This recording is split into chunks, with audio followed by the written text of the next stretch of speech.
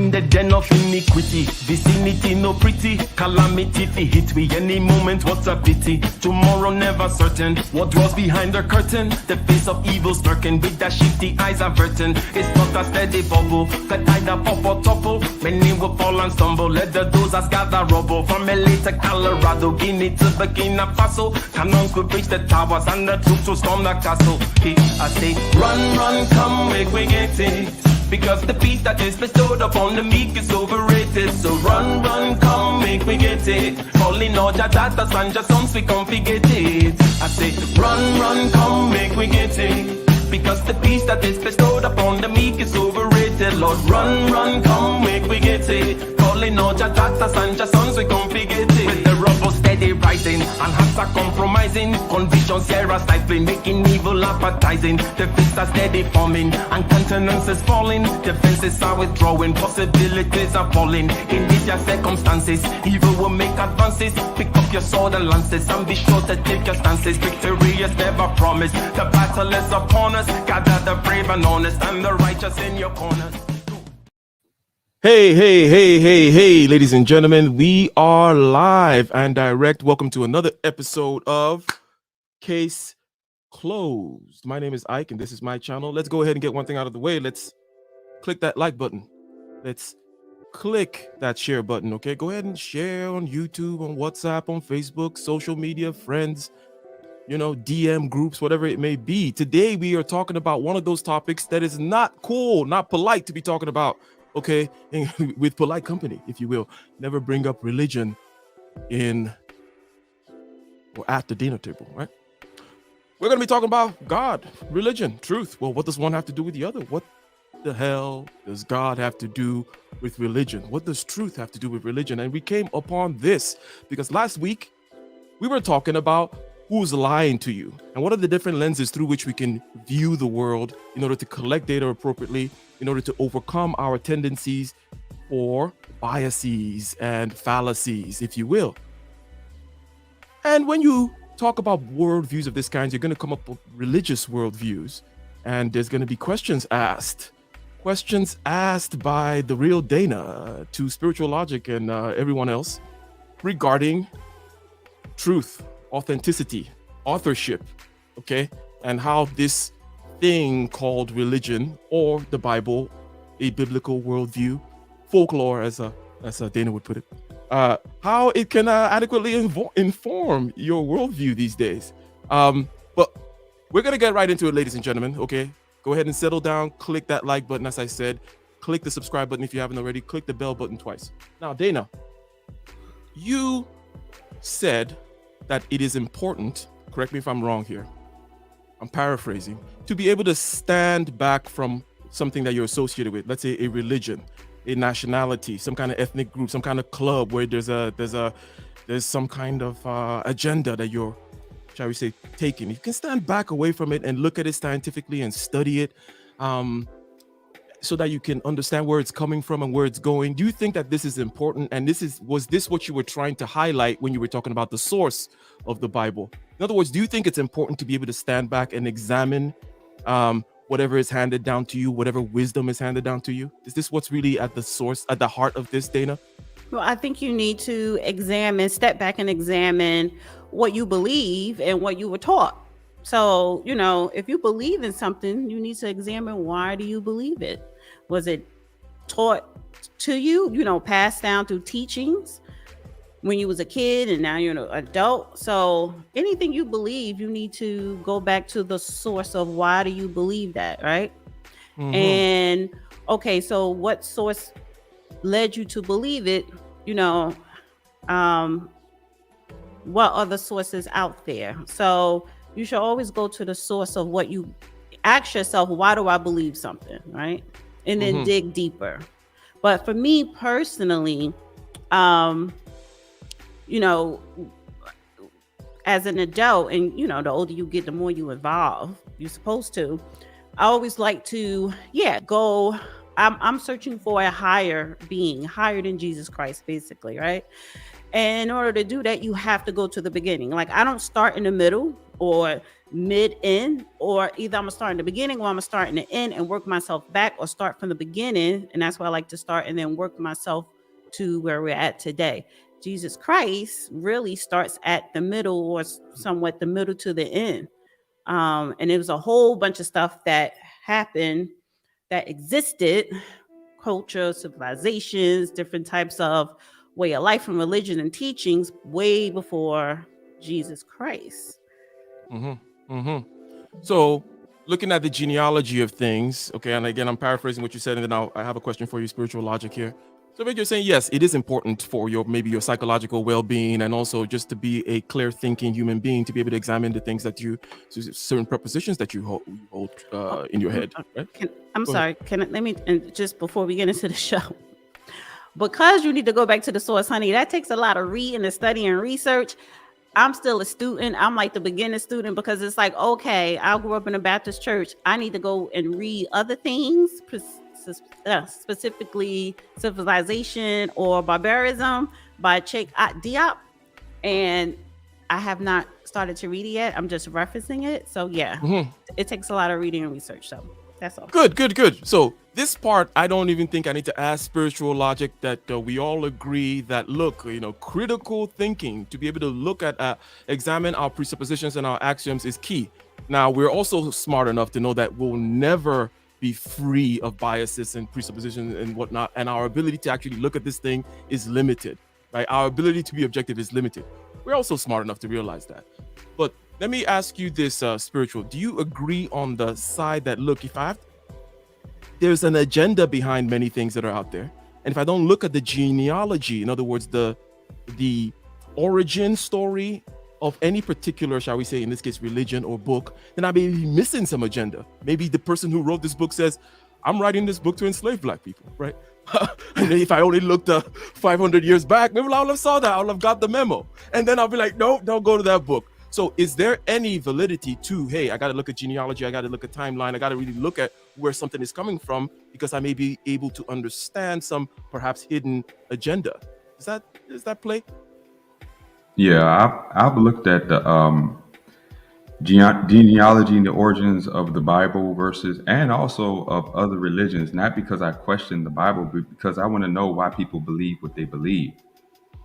And the difference between the Bible and other religions mainly is that the Bible doesn't deal with the man-centered things like pride and your skin color and origin, but it deals with the evil that begets all people.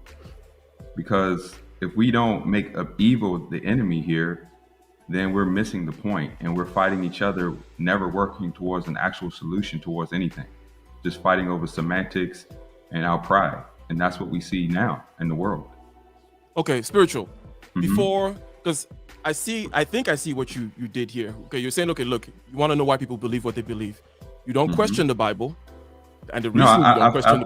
No, I have. I've actually, questioned when I first read, when I was a kid, because I didn't understand. I didn't become religious, or I'm not religious, but I didn't become a Bible believer because of what my family did. Matter of fact, I was always different from what they believed, because I actually wanted to know where they got what they believed from.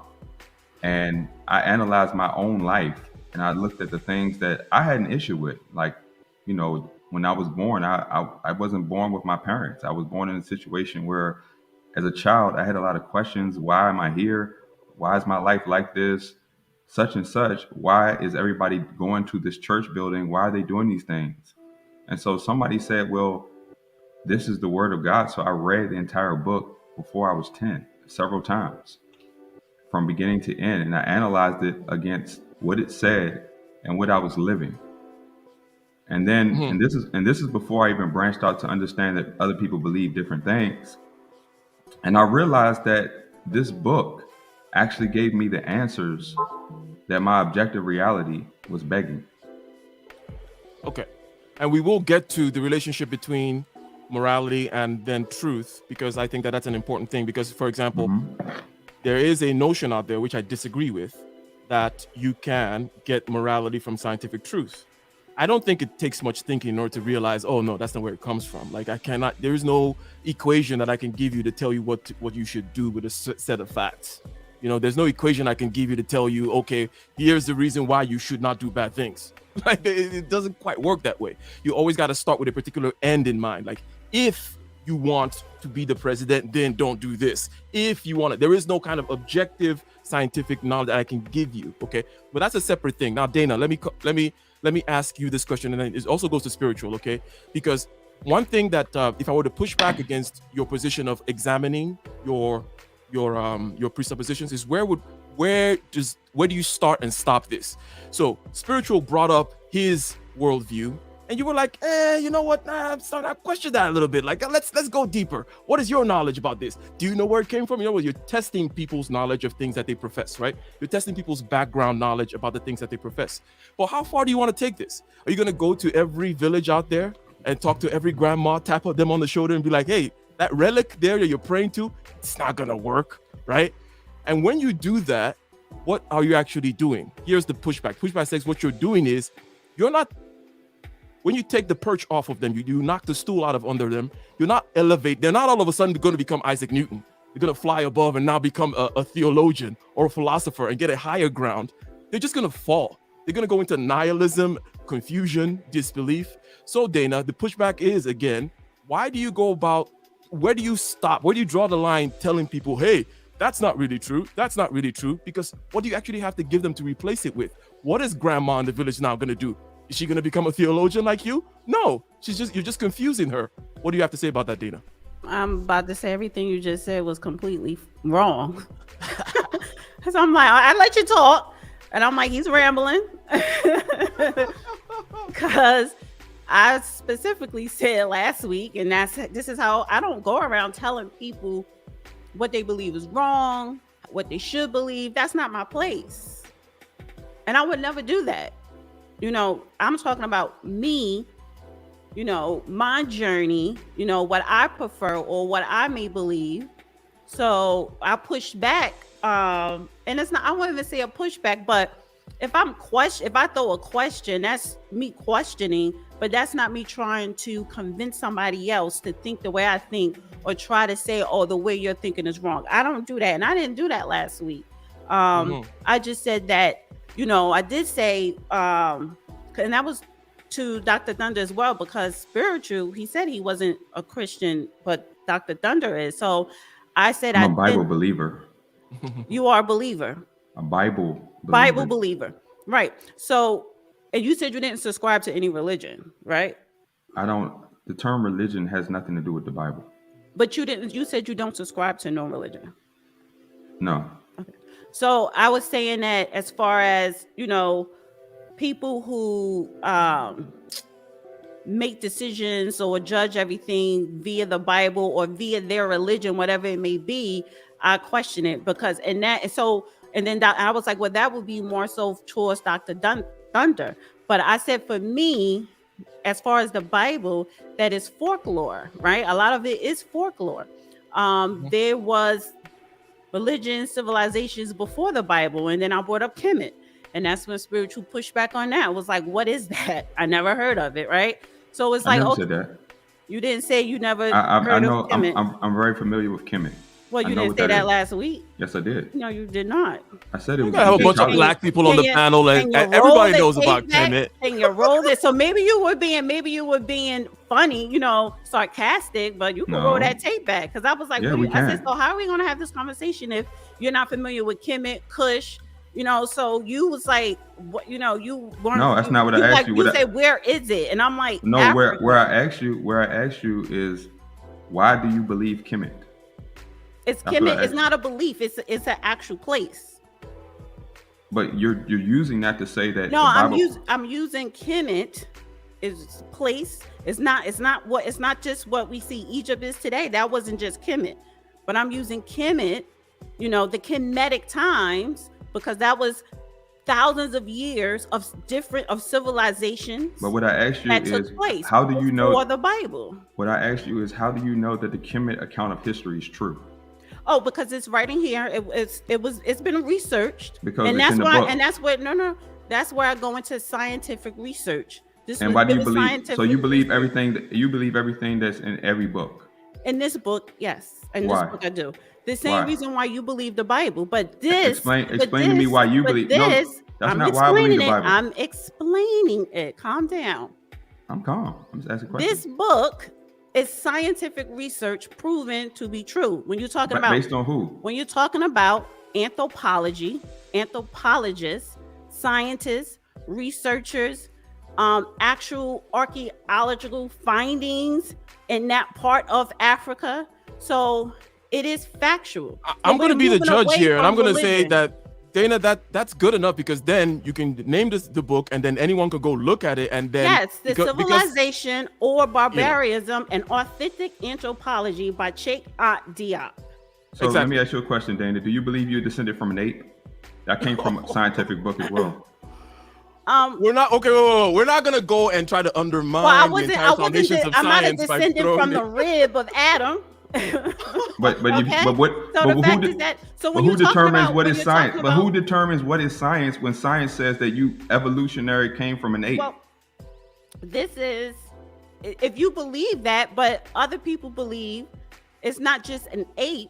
A lot of people believe the human life force evolved from ocean or a species that was in the ocean or whatever. So listen, like I said, I am not a scientist, but the fact is that did we evolve from an ape? Well, that's something that could be debatable. But the fact is that humans did not come from the rib of Adam. Okay, here's definitely we know we're not going to open up evolution. And if you want to check out evolution, ladies and gentlemen, I did a show with Jay Ibrahim a couple of weeks ago looking at a certain aspect of evolution that has to do with what Darwinism shows, which is gradual, slow change of, shall we say, phenotypical things as a result of changes in the environment, right? And that we can observe, let's say, in a petri dish through generations of viruses, right? Evolving and changing, mutating, if you will, versus speciation, which is a discontinuous broad jump, right? Okay, if you're interested in those kinds of topics, we could talk about that. However, I think that Dana can point out a book, and then people with their brains can go and follow through both logic and empiricism. And not that everyone is good at this. Most people are not good at consuming scientific information or knowing what it is, but we are not going to be here legislating how to consume it. It's like, put the book down there. I'll read it, and I think the book is BS. Right. Wait, 1 second, because this is not a book you pick up and you read like coffee table. Like you don't sit and read this in one setting. You read it, and then you literally have to highlight. You have to go research their references and citations. So when I got this book today, this is one of my sources just to present. I'm not going to go through this, and I just highlighted the chronologic table of evolution of humanity. Well, let me counter that. Let me counter that, Ike, to what you said. If she says she can make a claim that says that we did not come from Adam and Eve, that the Bible is a folklore, and she's basing this claim on science, which is subjective because science says many things that many people don't believe. So where's the continuity in science if she validates her claim based on science that says something else that she might not believe in? Where's the continuity of the Bible? Is the Bible objective or subjective? Let me. Okay, so spiritual. You know, because you use the word epistemology a lot. Yes. You know that this is an epistemological question. But by the time before you go behind the epistemological curtain, you can just say some things like, "Hey, if you want to go argue different kinds of epistemologies, and I want to know what truth is, yes, we can have that conversation for sure, 100%. However, we should just leave it at the level of you present your evidence, okay, and then people can go look for themselves, right? But you gotta tell Dana that. But you gotta tell Dana that because she's using her epistemological argument to discredit what I'm saying. Oh no! I'm not. What I said is you're asking, okay, what does Dana know? How does she know this? And I'm saying Dana has presented her evidence, and it's up to people to go look through rationality and empiricism, okay? And that the fact that they're gonna make mistakes. 100%, like 90% of people who go look at this thing are going to come up with the wrong conclusion, right? But I'm not going to teach them right now. Neither of us are going to teach them. But I would like for him to present some type of his evidence, of his sources. I can do let that. me put something on the table also, and bring Ramil in. Spiritual. Hi, Ramil. I'm gonna say this again, spiritual, but we'll come back to it. What's up, bro? I don't think that the story of Cain and Abel. Okay, I'm not gonna look at the story of Cain and Abel and try to figure out when it actually happened. If there was a guy called Cain, or if what the percentage of nitrogen in the air was, and if the book accurately represented it. Did it accurately represent the particular flower, or flora and fauna, animal life and plant life? It's like, that's not what the book of Cain and Abel is about. Okay, this has nothing to do with its quote unquote scientific empirical truth in my mind. And this also goes to the question here about the question of talking about objective reality. I never said there was no objective reality. I said, no matter what I tell you about objective reality, I cannot tell you, or it does not tell you, what is right or wrong. There is no amount of data I can tell you about hydrogen that becomes helium, and then the sun does this, and the energy comes from here and there. I can describe the whole three-dimensional space-time causality of everything around this solar system. It's not going to tell you the first thing about what you need to do in order to be, quote-unquote, a good person, right? And that's where I say, when you look at the book of the story of Cain and Abel, that's about what to do. When you've gone out of the wrong, when you've taken the wrong path, when you become resentful of existence itself, and that's not like a scientific thing. So that's why I don't even see the point of trying to validate scientifically, quote unquote, folklore. Right? It doesn't. The point. It doesn't make it less true. Even if Cain was there and Abel was actually there, does it make the thing less true or false? No, I think no. You're absolutely right. And this is not. I'm not trying to do that myself. But okay. What I'm trying to do is just make a quick correlation is like when people say the 10 Commandments. Well, before the 10 Commandments, there were 42 laws of Mahat. So it's, so what I'm saying is whatever is in the Bible was already written before the Bible was written. But you can't prove that but without believing the history of somebody else. You can't prove that's true. You're just reading that from a book. You're just reading that from a book, and you're believing what somebody else said to discredit what another book said. Right. So this on a logical thing. Let me just say this. But here's the thing. You're basing the Bible right now as if the Bible is true, and you haven't proved that it is or isn't, right? But the fact is that I can say actual scientists, researchers, has actually proven the civilization and those teachings of those peoples of those times. They haven't proven anything. They just said no, you haven't. You have not sat up here. No. I can. Let me tell you why the Bible is true. The Bible is true because it draws an objective standard that displays everything that we actually need in reality. Everybody needs morality. If it was no morality by an objective standard, then who determines whether murder is right or wrong? Is it right when the government does it? Is wrong when a person does it? Nobody wants their possessions being stolen. The only difference that separates a people from their pride to justify their actions are an objective moral standard that has to be agreed on, that everybody is on the same level to a higher standard of all things, which comes from a creator. Now, my question to you is, if you don't even believe in a God, how do you draw an objective moral standard that's higher than everybody to hold everybody accountable to the same standard? Right. I didn't say I didn't believe in a God. It's just the fact that for me, God is not a person, place, a thing. It's not a noun. But what you just explained, as far as the Bible, I believe that. That's what the Bible is for. But what I'm saying is those way of life, those teachings was already written before the Bible. Okay, so let's get Ramil in. Hey, I'm listening, man. I'm over here enjoying the. Can I just say something about Ramil real quick? You over there? You rolled up a fat one. It's Easter, honey, and I'm not. I don't celebrate Easter like that. But thank you, Ramil, for the BS this morning. I really appreciate it. I'm with it, man. Yes, honey. That's just what it is, man. Start my day. Every morning, man, I'm with this shit. That's what I do. I get everybody's day started. You know what I mean? But I don't celebrate Easter either. But I'm just listening. Spiritual. I fuck spiritual. That's my man. I think he's a very intelligent person. We did a show a couple weeks ago, and he brought us some very good information. He always brings some new stuff to the table, and I can appreciate that. But he finna hate me, man, because when it comes to this Bible, man, I'm gonna tell you right now, man, I can't fuck with it, man. I'm sorry, dog. That Bible is just too many contradictions. There's too many things that don't make sense. I mean, it's just, I I just can't put it together, man. And, I mean, I'm not saying science is 100% on point. Them white folks be lying about stuff too, but I just can't get. It's too many contradictions. You can't really historically cross-reference. It's just a lot of inconsistencies, man. And I just don't think a man in the sky is watching me, trying to, make me repent for sins. You know how much crazy stuff going on? What is this sin? The people who do the most sins seem to live the best life.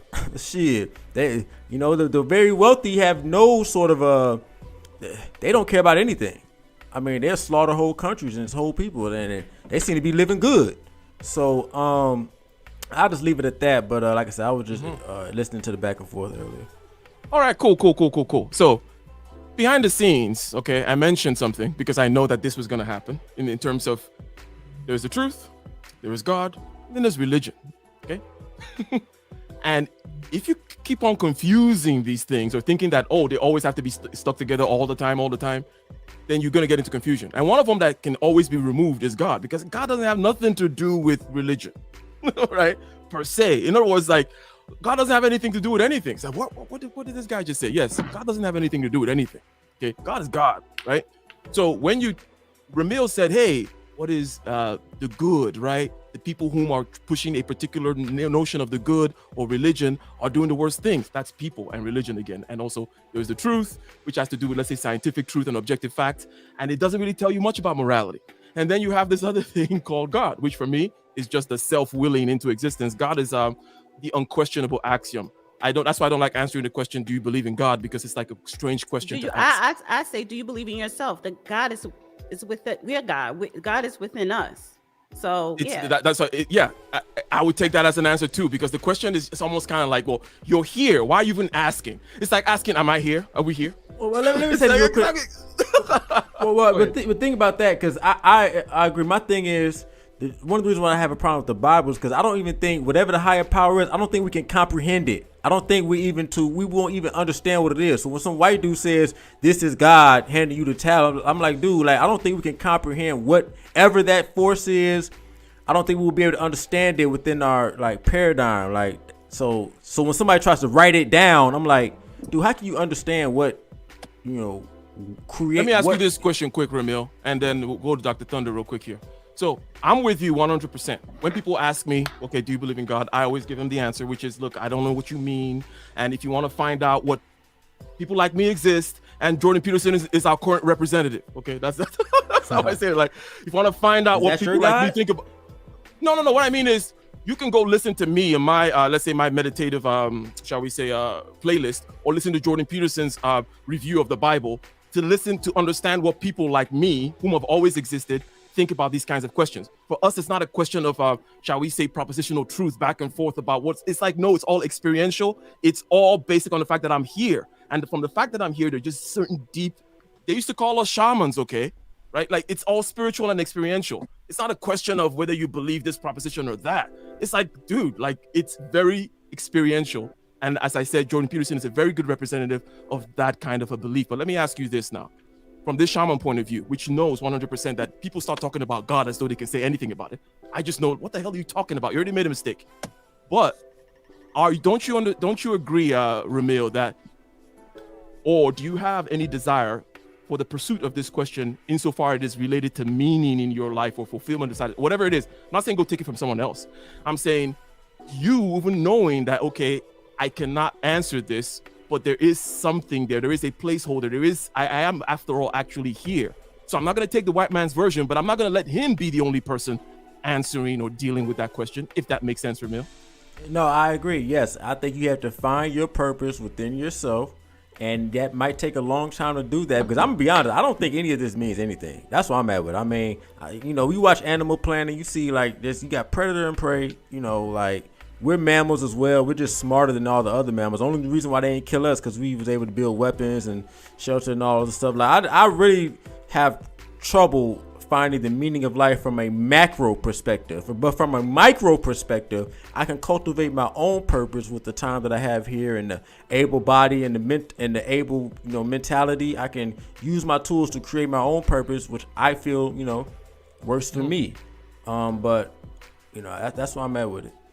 Good enough. Okay, Dr. Thunder, you've come in. Okay, and you got a tie on. That means you're probably working On his Sunday today. best. You got your Sunday gig. It's Salute, Easter Dr. too. Thunder, Easter man. Salute. suit. What's going on, All Dr. right. Thunder? Esther, the goddess of fertilization.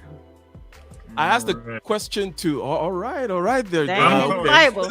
Let's hope Yeah, Dr. I'm Thunder's sorry. wife is not in the chat again. But anyways, Yeah, all right.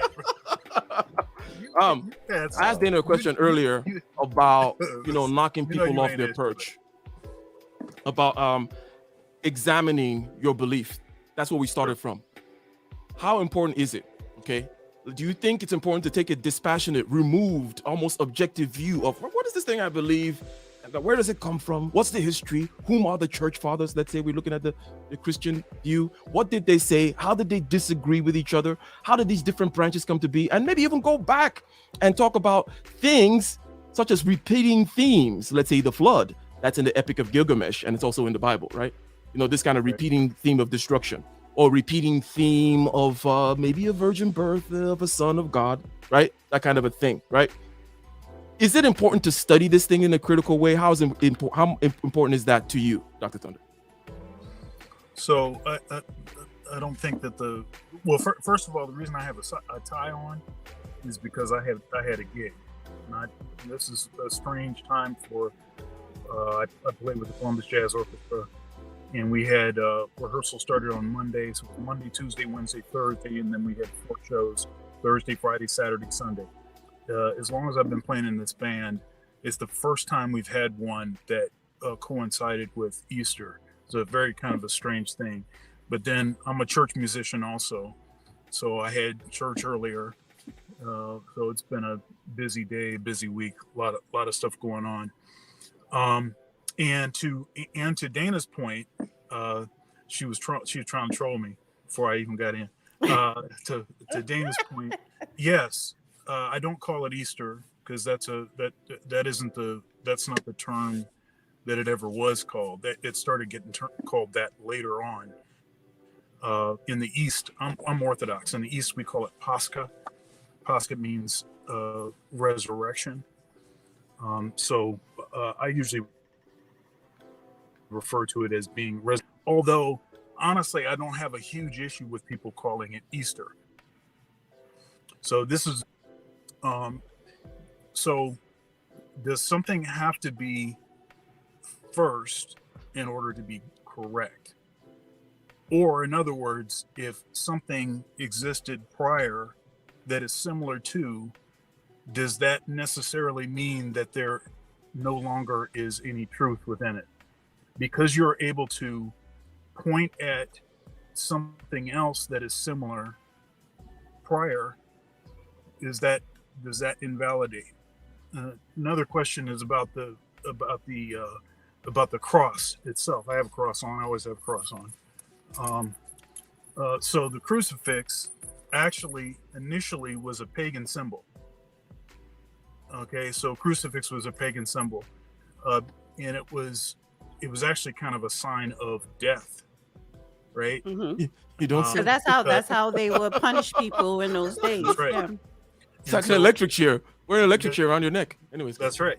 So when Jesus was crucified on the cross, that transformed the meaning of the cross.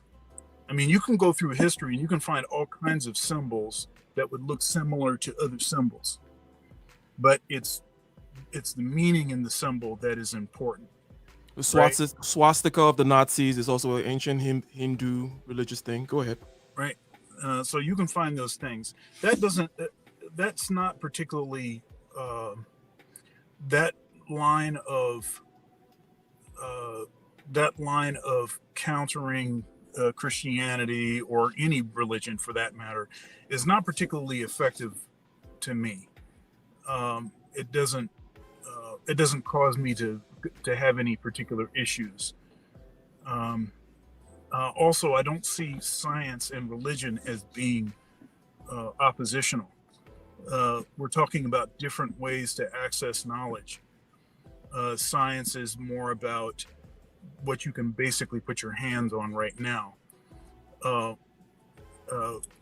religion, things, aspects of faith, trust, of confidence, these kinds of concepts are based on historical representation of facts, right? So, for instance, okay, so pause one second. Okay, so you got facts. Okay, and on the other hand, one would say you have this other thing about stories, which you call historical representation of facts, and that Right. you can only learn about quote unquote what it is to live correctly by telling me a story of Cain and Abel, rather than tell me the story of there's something called a man, there's something called a woman, there's something called a tree, there's something called and all these facts together. But rather, if you tell me a story about Right. things that somehow that gets okay, go ahead.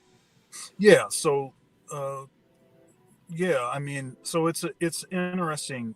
I find it interesting that a lot of folks that are pro science are also anti-religion. That seems to be a usual thing. But one thing that's interesting is that if it had not been for the Catholic Church, many aspects of science would not have developed to the extent that they did. Actually, the Catholic Church is very much responsible for what? creating creating a place for scientists. What do you mean? Well, I mean, Scientists existed before the Catholic Church did. So, but what do you mean? yeah, what I'm saying is, In the let me see if okay, in the Western tradition, in other words, if you can draw a line here. Okay, the West. Thank yeah, you. right. Thank you. Then within the monasteries, it's actually where, for example, the writing of music actually invented musical notation, and many we know about George Mendel in his genetics and stuff in that history. Yeah. Okay. So let me just say this: the Western, European, white people, yes. So, but it was already written, music, science. Yeah, Kemet, Kush, just Africa. Period. It already existed. It was already done. Well, Christianity. So the Catholic Church don't get credit for nothing but just blessing the first slave ship. Yes. So no. Yeah. Well. So actually, Christianity is not really a Western religion. It's actually Eastern religion. But we're not talking about. You're talking about the Catholic Church. Well, I'm Orthodox. I'm Eastern Orthodox. So were you just kind of given some kind of hey, religion does allow for science sometimes, at least in this particular historical period with this particular context, that they don't necessarily have to be opposed. But let me shout out your super chats before you jump in there, Dr. K. Can Dr. K fix that mic a little bit? Yeah. What's up with this freaking Kenyan internet, tin can, East African BS microphone? Like, we were over here bigging up Africa. Here comes this dusty nomad in the desert somewhere. Anyways, let's shout out. His complexion is so dark that Is it all right? That's his avatar.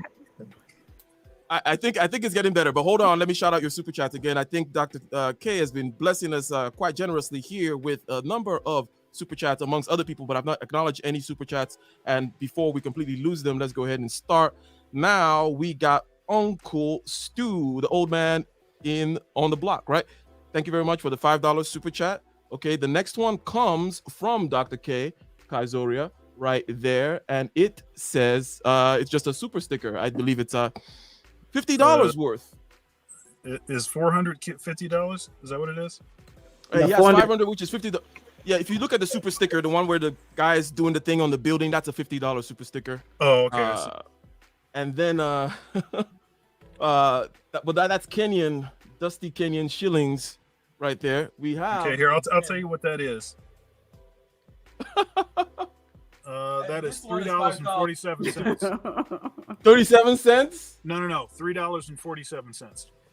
This other one here, which is okay. Wait a minute, you got a 2,000 joint. Got 2,000. Getting into the big money now. Another 2,000 where he says support the show, guys. He says support the show. Okay, we're shouting out the super chats. 33 cents. Excellent. Tallying up way more than most of y'all guys have given out there. You guys that are laughing right now, talking smack. You guys have not given anything. But anyways, we have another super chatter here from Blind Guy's Wife Their Life. It has been a while indeed since I saw your $20 super chat. Representing in the building says, glad to catch an early live stream. Hope you've been enjoying your baby girl. Yes, indeed. All you just had a baby? Yeah. Well, your wife had the baby, but you welcome a new Yeah. baby. I Oh, think she He had did. how congratulations. long? What was like 6 months or something? 5 months? What is it No, now? it's not that. It's not that long. It was December. What about solo Y'all just putting TV? all Ike business out there. Yeah, y'all don't care at all. Y'all What just about he solos? ain't trying to tell y'all that stuff. He's like, y'all putting all this business out there Well, like the that. That's God crazy. put it out there. So I'm just asking. Yeah, Is this well, your first? Ike don't want y'all to know him like that. He like, y'all don't need to know me like that. Come on, man. Well, how he know he had a kid if I can put it out there? I'm just playing. I'm just Yeah. talking shit. Sometimes these things leak out. Generally that your speaking, I don't put first? stuff out there, but I don't mind. That's your Yes, it is my baby? first. Aw. Correct. Yes. So shout Little out girl. 20 $20. Okay. Sorry, y'all. I'm late. Solo TV 84. Okay, says he's got a topic for me. I'm gonna text him later. We're gonna talk about it. You're gonna incorporate crypto with God or something like that. You got the God coin. Is that what we're gonna do here? Solo TV 84. But anyway, so Dr. K, you wanted to hop in. You wanted to say a few things. There are a few things have already been said. We know that this thing about God is not necessarily neatly tied to religion or one-to-one all the time. Religion has other things to consider, human institutions, human frailties, and whatnot. And then there's the truth, which is out there, which often has, which we can look at it in two forms. Dr. Thunder already told us before that there are these facts, which, by the way, don't tell us what to do. In order to tell you what to do, I have to arrange these facts in a particular way that tells me, for example, the hero's journey. And then you'll see the hero's journey repeat a particular pattern, for example, let's say through the Epic of Gilgamesh or the story of Abraham. And does it mean that the hero's journey is less true because I saw it somewhere else before? All these questions have come up. Dr. K, what do you have to say about it? Yeah, so I want to first respond to the point about like religion and science. Actually, Islam is one of the greatest contributors to science. Algebra, trigonometry, we can go on, right? All the owls out there. Right, exactly. So no, Islam actually was a great Alchemy. institution.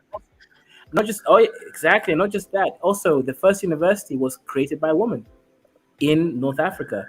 So the point is, this idea that religion is necessarily contradictory to science is false. It just isn't correct. Now, what is in contradiction to anything else is culture. What does a woman have to do with? I'm okay. Look, I just don't had to- understand where he's going because we're not saying that one is contradictory. We're not even comparing the two. So Okay, go ahead, Dr. K. I'm sorry. how did I get on a panel, honey? Because he was on this panel last week. I'm sorry. Yeah, we have to bring in some people to kind of help. But we have balance out the Ramel conversation. and Dr. Thunder, but this supposed to have been a conversation between me and Spirit.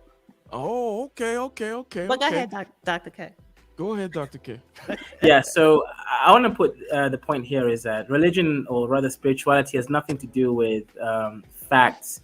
It's more about the spiritual essence. We're body, spirit, and mind. So if you can't understand that the spirit is an essence that is required to be fulfilled, then the issue there is that you're just looking at the wrong circumstance.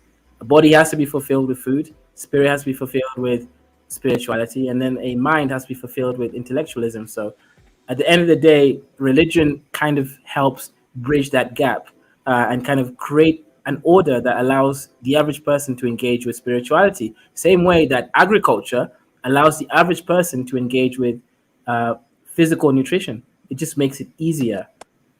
Okay, so religion is a superstructure, and I like the fact that you mentioned average person again. Okay, because this may be, and that's why I wanted to challenge Dana in the beginning, and she already told us that look, I'm not out here trying to knock average people off their average purchase. Okay, I am talking about myself looking at what I believe in critically, says Dana, with me paraphrasing. And you're saying, look, religion has to be there and should not necessarily be questioned because it is a scaffolding, okay, that allows majority of people to be able to access this kind of thing. And it's like you build a fancy bridge on the other side and you're like, knock down the scaffolding, but no one is allowed on my bridge, is my main pushback to what no one else here has done. No one has done this thing, but people tend to do this thing of trying to burn down other people's scaffolding. But you ain't got no bridge for them, dude. Like, what are they supposed to do? Not all of a sudden become shamans like you? No, they're not going to become shamans. You just destroyed their lives, okay? But anyways, let's take another round at this by asking the simple question. The question which I personally don't like being asked or answering, which is, do you believe in God, Dana? Answer it, and we'll go through spiritual. We'll go to Ramil, Dr. Thunder, and then Dr. K. Do you believe in God? Do I believe in God. Yeah, I don't like that question either. So people say God, some people say Ra. If you're not familiar with Ra, that is more of the term that came out of Kemet. I just want to read this little passage out of Civilization or Barbarism. In fact, Ra is, in the history of religious thought, the first god, autogeneous, who was not created, who has neither father nor mother. On the other hand, Seth, jealous because he is sterile, kills his brother Osiris, who symbolizes vegetation from the discovery of agricultural to the Neolithic period. The latter rises from the dead to save humanity from famine. Osiris is the god of redemption, right? So for me, God is within me. It's not I'm praying to God as if it's a person, and people keep referring to God as a person or a place or a thing. God is within you. So yes, I believe, and that's why when I talk about spirituality or in science or whatever, for me, science is the seen spirituality. Spirituality is the unseen science. So you can't see a guy, you can't touch a guy. It's within you. And yes, I do believe we have a soul within us, and so that is part of this whole thing of the question of God. So I'm not praying to a person when I pray. I'm not praying for a person who they claim was here on earth, yes, but they claim when he died he rose from the dead. Well, that was his soul leaving his body. I'm not praying to that. I'm praying to something so much higher to elevate myself. Okay, so you believe in the Most High, okay? Yes, yes. Which is not a. Okay, so you believe in the Most High. Spiritual Logic dropped the super chat, and the question is also going to go to Spiritual Logic right now. But let me go ahead and acknowledge. Thank you very, very, very much on the panel. Also supporting down here in the super chat and encouraging people to do likewise. The world, I should say, deceptively uses science to cover lies, false narratives. Yes, we do see that. Okay, you claim that somebody is putting out misinformation when you've been putting out misinformation the whole time.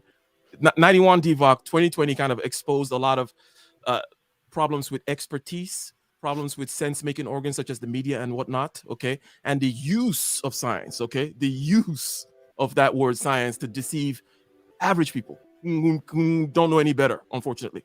But anyways, you say that indoctrinated people to see government and its institutions to overlap critical thinking and removal of objective moral standards. Now, Spiritual Logic, do you believe in God?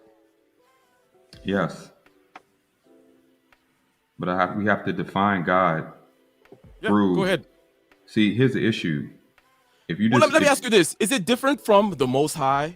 That Dennis, because here's what I like about the Most High. You can't. The Most High is it's always one thing. It's always the Most High. Like, you know what I mean? So if a fake God comes now and tries to deceive me by doing magic, because it is one level up on the Matrix, right? Mm-hmm. But it's not really God. I'm gonna be like, no, I believe in the Most High, right? Yeah. There's something. Yeah, but go ahead. Exactly. Is it different from the Most High? How do you quantify who the Most High is? And see, this is what's problem. People don't even agree on anything, but everybody can say they worship the Most High, but believe different things. And see, God, laws come from lawgivers. Laws don't come from oughts, they come from whos. There has to be, logic itself, all the immaterial values of life, justice, morality, all these things, they don't even mean anything if there's not a being to order his creation. If you wouldn't believe that we all come from energy, singularities, Big Bang theories, you have no standard to say anything. Who cares what you think? And why should other people care about it? But if we are made in the image of a creator that has intimately involved himself in his creation, then we are to live purposefully and meaningfully according to the same objective standard that defines our origin and our destiny. No other man-centered religion even gives credence to what meaning and purpose is uniformly. Everybody's fighting each other. Everybody's complaining about evil in the world, but don't even have a standard to say why it's wrong. Because to some people, evil is good, and to other people, good is evil. So there's no continuity, there's no agreement on anything, because everybody can believe in whatever they want and just call it the Most High. And who Christ biblically is is the Most High intimately involving himself in his creation because he sees the problem that life offers to us. Life created as free will because you don't know if you're alive if you can't make your own choices. Making your own choices gives everybody the potential to do evil. Now, what is evil? If we just disobeying this objective law that is written on our conscience and our hearts, reflected in the biblical law. The biblical law uniformly is proven by our conscience. Everybody agrees with it. Whether you say you believe in the Bible or not, you want to be treated by the same laws of the Bible. But if it's not the Bible, it's the standard, then who cares? If any other man-centered religion justifies taking your life. So all these other religions, you can believe in Egyptology, Kemet, you can believe in any other religions. Those man-centered, prideful Kemet religions. is not a religion. Would you wait? No, but I'm just correcting you. Don't mix interrupt. it up with something that's not true. Well, your anthropological analysis of Kemet doesn't make people have to care about why your life is valuable. They don't have to care about it because you believe in anthropology, which comes from subjective nonsense, because there's an anthropology that says that you can come from anything. So anthropology and science don't uniformly have an agreement to nothing. You have to define God intimately of how he involved himself in his creation to satisfy things we can't override. We can't do nothing about evil on our own because we have an evil nature. We all have the potential to do it. So how can we overcome something that's part of our nature? In death, we are going to die. And we all know that you're not going to disappear and turn into nothing. You can believe that all you want. But if you are nothing, then you don't have a soul. And we know that there is an immaterial aspect of us because we have immaterial mind, logic, morality, justice. They don't come from stardust. They don't come from pure energy. So these things, like I said, life comes from life, mind comes from mind. And we have to understand this. Well, let me understand you, because basically you're saying that logic doesn't come from sun dust or whatever, but it sounds like you're basing everything that you need, you personally, from the Bible. Because you just said that, you don't need to understand anthropology. Do you know what anthropology means? You know, yes, I know what it means. What does it mean? Anthropology is you trying to understand how something came into being. The beginning. No, anthropology is the study of the human race. So, but the Bible can't. The Bible is the Bible, right? If you need the Bible to help you with logical decision making on how to live your life, on how to feel, then okay, fine. That's what you need. That's not exactly what I said. And to correct you, because you wanted to correct me, so let me correct you. I said if it's all about people out of their own pride to believe what they want, there's no agreement on anything. So you agreeing and believing in the anthropology of Kemet doesn't help anybody else who disagrees with you come to an objective moral standard of how we should all be treated based on the complaints and based on the things we complain about. Everybody complains, so everybody wants to be treated the same way. But if everybody has a prideful view of where they come from, there's no way you can agree with that, and that's just chaos. Well, everybody don't want to be treated the same way, because there are some people who want to be treated with superiority. No. So what? No, they're lying. We're gonna table it again. I know this is mainly you guys' conversation. Okay, I get it. But let's ask. It's like he's going from the Bible to how people want to be treated. It's okay. Well, but there's one question on the table, and I'm gonna extract. And so does. Hold on, spiritual data. I'm gonna extract basically the answer that you've given to the question on the table, which is that you believe in the Most High, but you're gonna add this thing about look. If everyone can just get away, the Most High is a cop-out. That's kind of why I like it, by the way. The Most High isn't. I said the Most High is me. Okay. My Most High, not you and everybody. We all should be praying to the same. No, that's my journey. The Most High, I like that. By the way, and I asked spiritual, is that different from what you believe in? And you're like, okay, well, we have to define a particular one, and therefore it has to be kind of instantiated in a particular place with a particular set of rules. Okay, Jesus embodied, word become flesh, all that kind of stuff. So I get it. You've defined your God more to be God number 2. This is a different kind of nomenclature. There's God number 1, who's this kind of impersonal, the first mover. And then there's God number 2, right? Which we also understand, which is in your conscience, that kind of a thing. But Ramil, do you believe in God?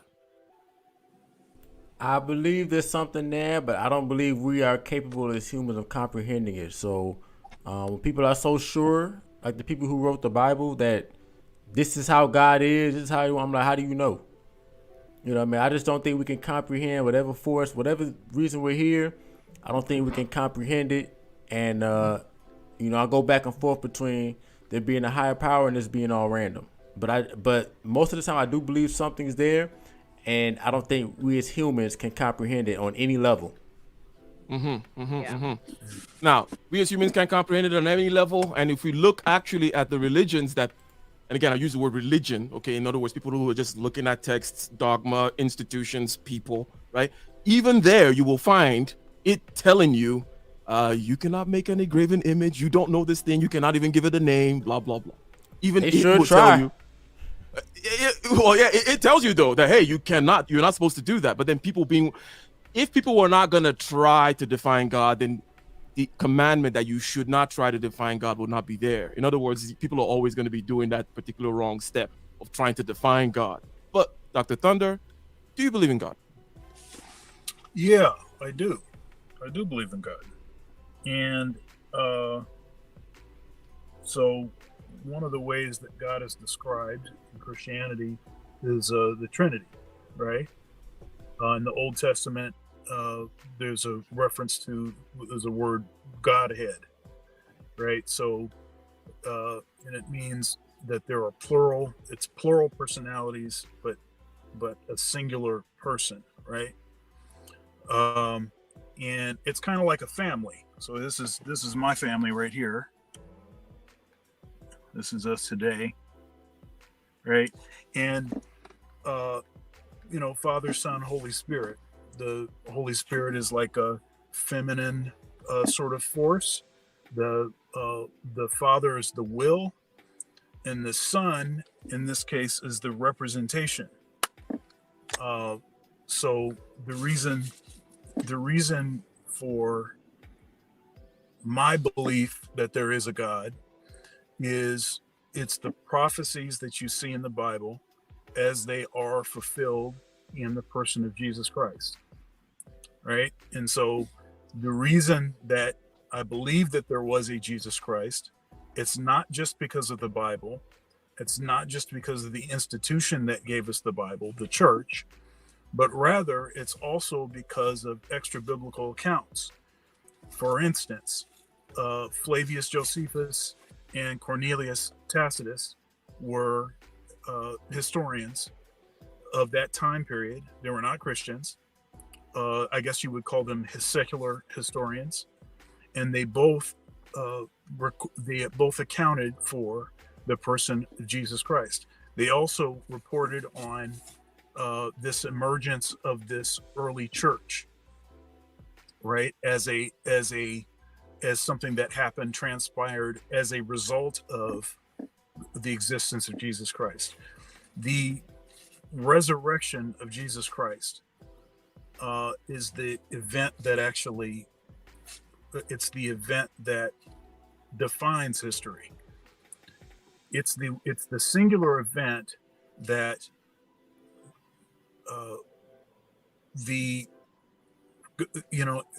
it is the simplest explanation for all of the information, all of the secular historians, the kind of wake that event caused, the willingness for the disciples all to be crucified and martyred, killed based on their believing that this person that they actually had interaction with, they saw him after he died. Okay, so my belief in God is based on that event, and then after that, then it's kind of like most of the other details are of lesser significance, lesser importance. So yeah, I mean, so Okay, that's basically my response. I do want to say this one thing. And this is the Kalam cosmological argument for the existence of God. And there's a guy named Dr. William Lane Craig. And, one thing that I got involved with after I got more serious about Christianity was I started getting into something called Christian apologetics. And the word apologetics, it comes from the Greek word apologia, which means a ready defense, right? The Bible says to be sober and vigilant, right? So you want to be aware and you want to be able to give a reason for what it is that you believe. In other words, this idea of having a blind faith that's not supported by any evidence, not supported by any facts, right? Not supported by history, not supported by eyewitness, not supported by anything that's believable, is actually frowned upon. So William Lane Craig is a Christian an apologist. There's a number of other folks. C.S. Lewis is one that is frequently referenced. And I'm sure everyone has probably seen or read C.S. Lewis. So anyhow, so the first point in this cosmological argument is everything that begins to exist has a cause. Everything that begins to exist has a cause. The second point is the universe began to exist. Okay? Now, evidence that the universe began to exist is that scientists, astronomers, are able to actually witness the fact that the universe is expanding. It's actually getting bigger. We know it's getting bigger. There's further and further distance between objects. So the question is, what is the universe expanding into if the universe itself is all that exists? Okay, so the universe began to exist. Therefore, the universe has a cause. The universe has a cause. The fourth point is the universe has a cause. Fifth point, I'm sorry. If the universe has a cause, then an uncaused personal creator of the universe exists, whose without the universe is beginningless, changeless, immaterial, timeless, spaceless, and enormously powerful. Where you getting this from the Bible? No, this is the cosmological argument. Okay. So again, if the universe has a cause, then an uncaused personal creator of the universe exists, who without the universe is beginningless, changeless, immaterial, timeless, spaceless, and enormously powerful. The sixth point is, therefore, an uncaused personal creator of the universe exists, who without the universe is beginningless, changeless, immaterial, timeless, spaceless, and enormously powerful. The power of this argument, this is a syllogism, the power of this argument is that if the premises are correct, then the conclusion must be correct. That's how deductive logic works. If you have no problems with the premises, then therefore the conclusion, it's infallible. You're not able to defeat the argument. Now there have been notable folks that have sought to take issue with some of the premises. I have found their arguments to be woefully inadequate, and it makes a lot more sense to just believe the argument because of this sort of gymnastics that you have to perform in order to make any of those objections even make any sense. What are you saying with all that? What was your point? So I believe that there is a God, and I gave you the reason why there is a God. You're referencing the universe. Okay, I'm saying that. I'm saying that something caused the universe, and you can call that something anything you want to call it. Mm-hmm. I'm calling that something God. Okay. Good. So you say yes, you say the cosmological argument, and then you reference Christian apologetics. Now, before I go to Dr. K, And Dr. K, maybe you can comment on what I'm about to say too as well. I find the cosmological argument and Christian apologetics to actually, again, and this is nothing against you, Dr. Thunder. Maybe I'll point at William Craig and him. I'll come for him instead. I find apologetics and these arguments, again, it's not surprising given what I said earlier, which is why are we asking these questions? Because to me, Dr. K, is like to say, well, it must have been caused, therefore. It's like no, I just wake up in the morning, okay, and I just exist. And then the experience is really what it's all about. I don't need to bend myself into a syllogism saying, okay, it must have come from somewhere. Therefore, now what? I'm still here. Yeah, you're an existentialist, right? Yes. You're correct. Based on experience, and I understand. It's not going to work for most people. Most people are not like that. It doesn't actually make sense, because all I'm saying is you don't have to do anything. Just start from here and you just kind of go over here. Why even have argumentation? And generally speaking, I don't like argumentation because I just like to go straight from the grok in the intuition of it. But anyways, enough about me. Dr. K, do you believe in God? I am God, right? So,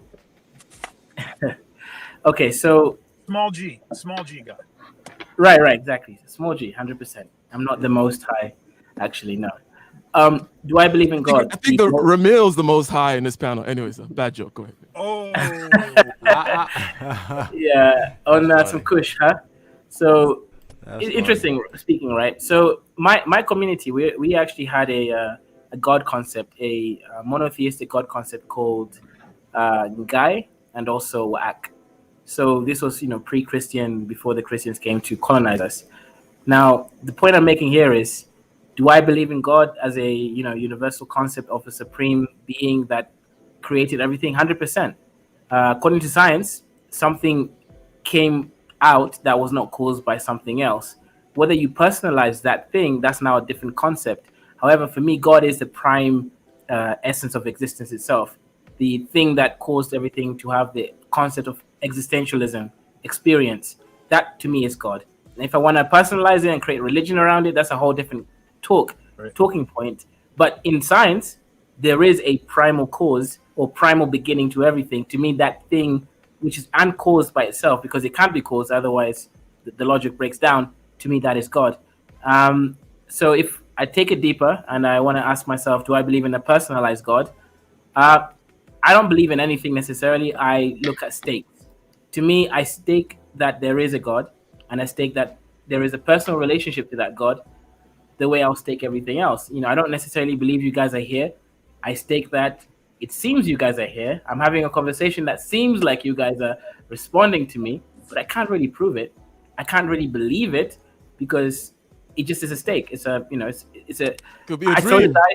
Right. Exactly. So to me, the experience is the most important thing, minus the logic of existence itself. So that in uncausable notion, to me, that is God, and everything else is based on your experience, how you want to engage with the dream. Do you want to go and use God for spiritual needs to fulfill yourself? Do you want to create that story, that narrative that Jesus Christ is your Lord and personal Savior? Are you going to be, strict with those rules, and is that going to be beneficial to you and your family? So yes, to me, I act as if the Christian God is real, and I do He's my submit. Lord, but he's not my personal Savior. Well, that's a very good, interesting. Yeah, because he didn't die just for me. All right, it's not your personal. It's not, you don't pull him out. It's not your little personal insurance agent. He just died. He just died. Damn! Here comes Dana with the jab. But that's a Protestant talking point. The personal Savior. Yeah, 100%. Yeah, because I also know, being raised Catholic, which is one thing. It's interesting, Catholic, Orthodox, and then all the different aspects, and then the evangelicals / Protestants come up with a lot of marketing. They have a lot of marketing phrases, right? You know what I mean? The Lord and personal Savior is just another one of those marketing phrases that they put out there. But anyways, Dana and spiritual, okay? You guys have paired yourself up, so we got to take you guys as a bunch, as a pair, okay? Now, a point that spiritual made in the past video was about, and he has brought it up several times, which is about this personal conscience thing.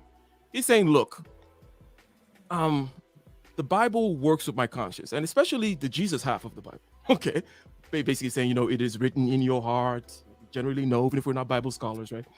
And spiritual is saying that, look, we all have these complaints. We complain about stuff, and we all have this kind of conscience, okay? And it's written in there, and the Holy Spirit can come. And so is that not a good enough? Because now we're talking about morality, okay? We know that there's God, we know there's truth, there's religion, and then there's this morality. What are we supposed to do? What are we supposed to do? Spiritual logic says, look at your conscience as a good place to start. And then if you look at a book that kind of matches with your conscience, that's a good direction to start going. Any arguments with that, Dana? Repeat that again. Look at your what? Your conscience. What do you?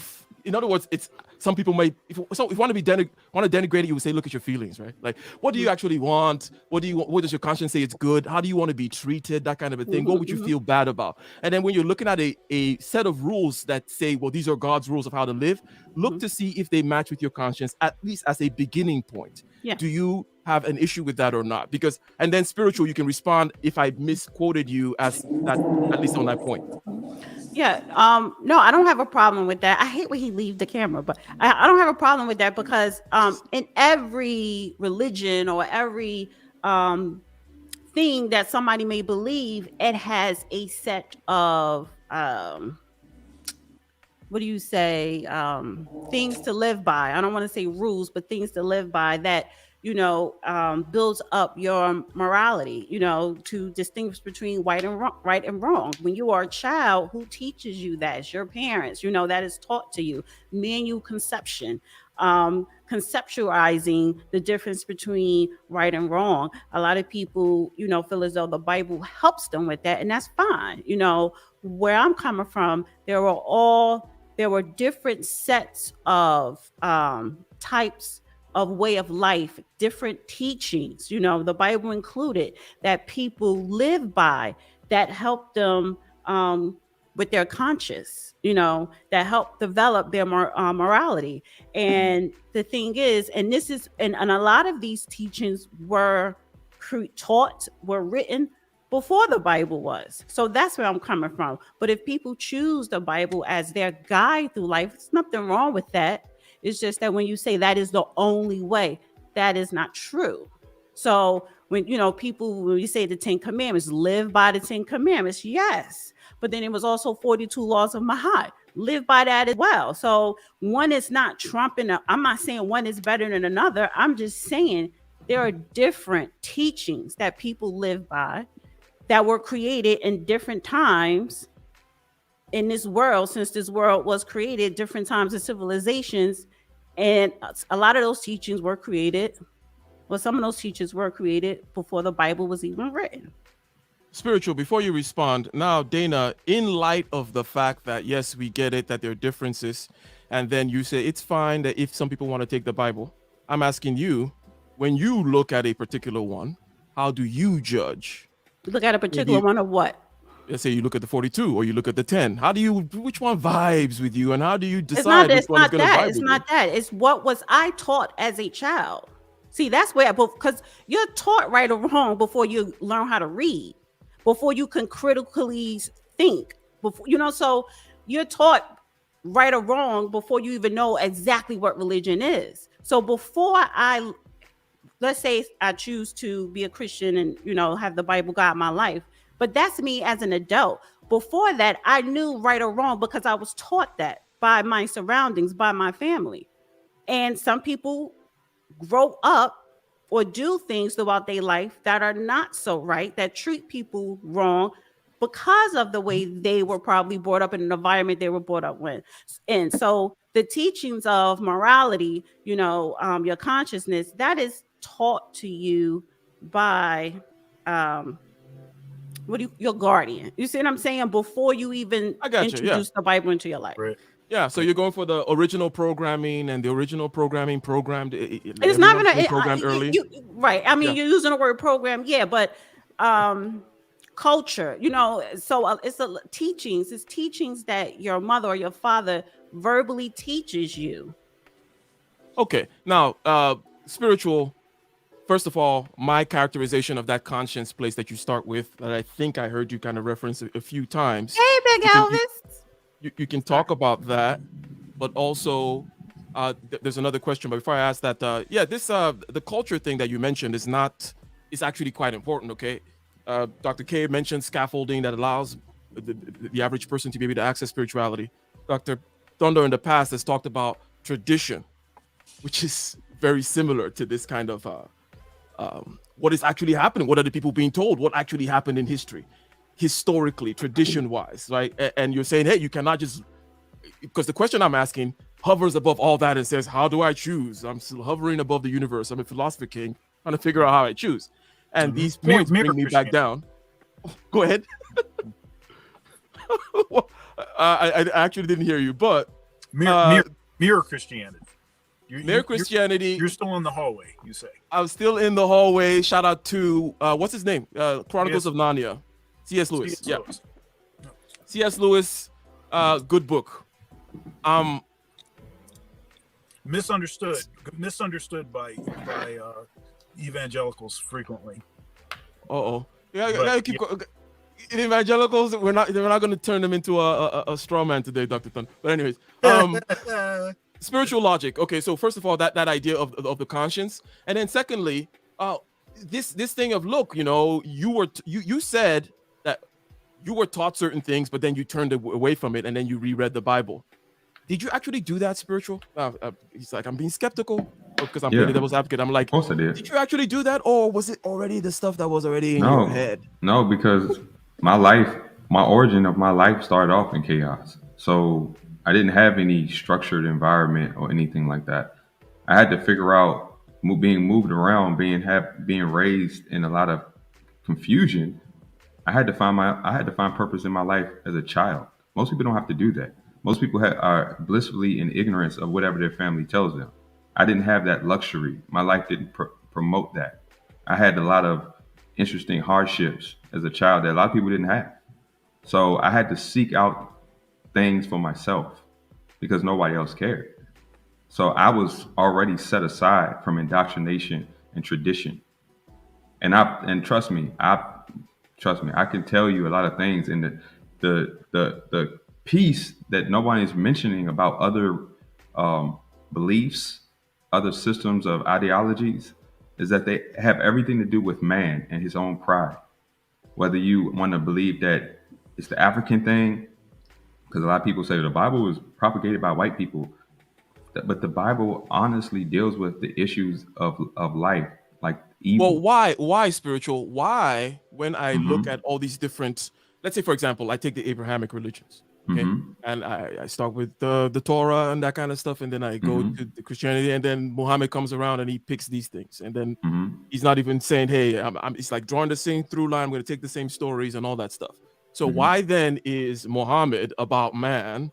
I'm assuming also that the Torah is about man, but somehow the middle part here is somehow transcendent, removes itself away from the same pitfalls. Go ahead. That's because even the Old Testament of the Bible talks about God's commandments and how man could not live up to them. How people put on robes, they did these things, but they did so in idolatry. So the Old Testament just proved that even at best, everybody fell short from the perfect standard of God, which means that we couldn't overcome our own nature because of that original transgression against our Creator. We could not overcome it. We kept falling short. And people in their self-righteous mind believed that out of their own pride, they could finesse culture and say, well, I'm going to establish this position and status where I can control a group of people because of how I look, or because of my collusion with government, or because of all these things. Like, we even know that the scribes and Pharisees, which were the old school religious teachers of the Bible, they colluded with Rome for wealth and status.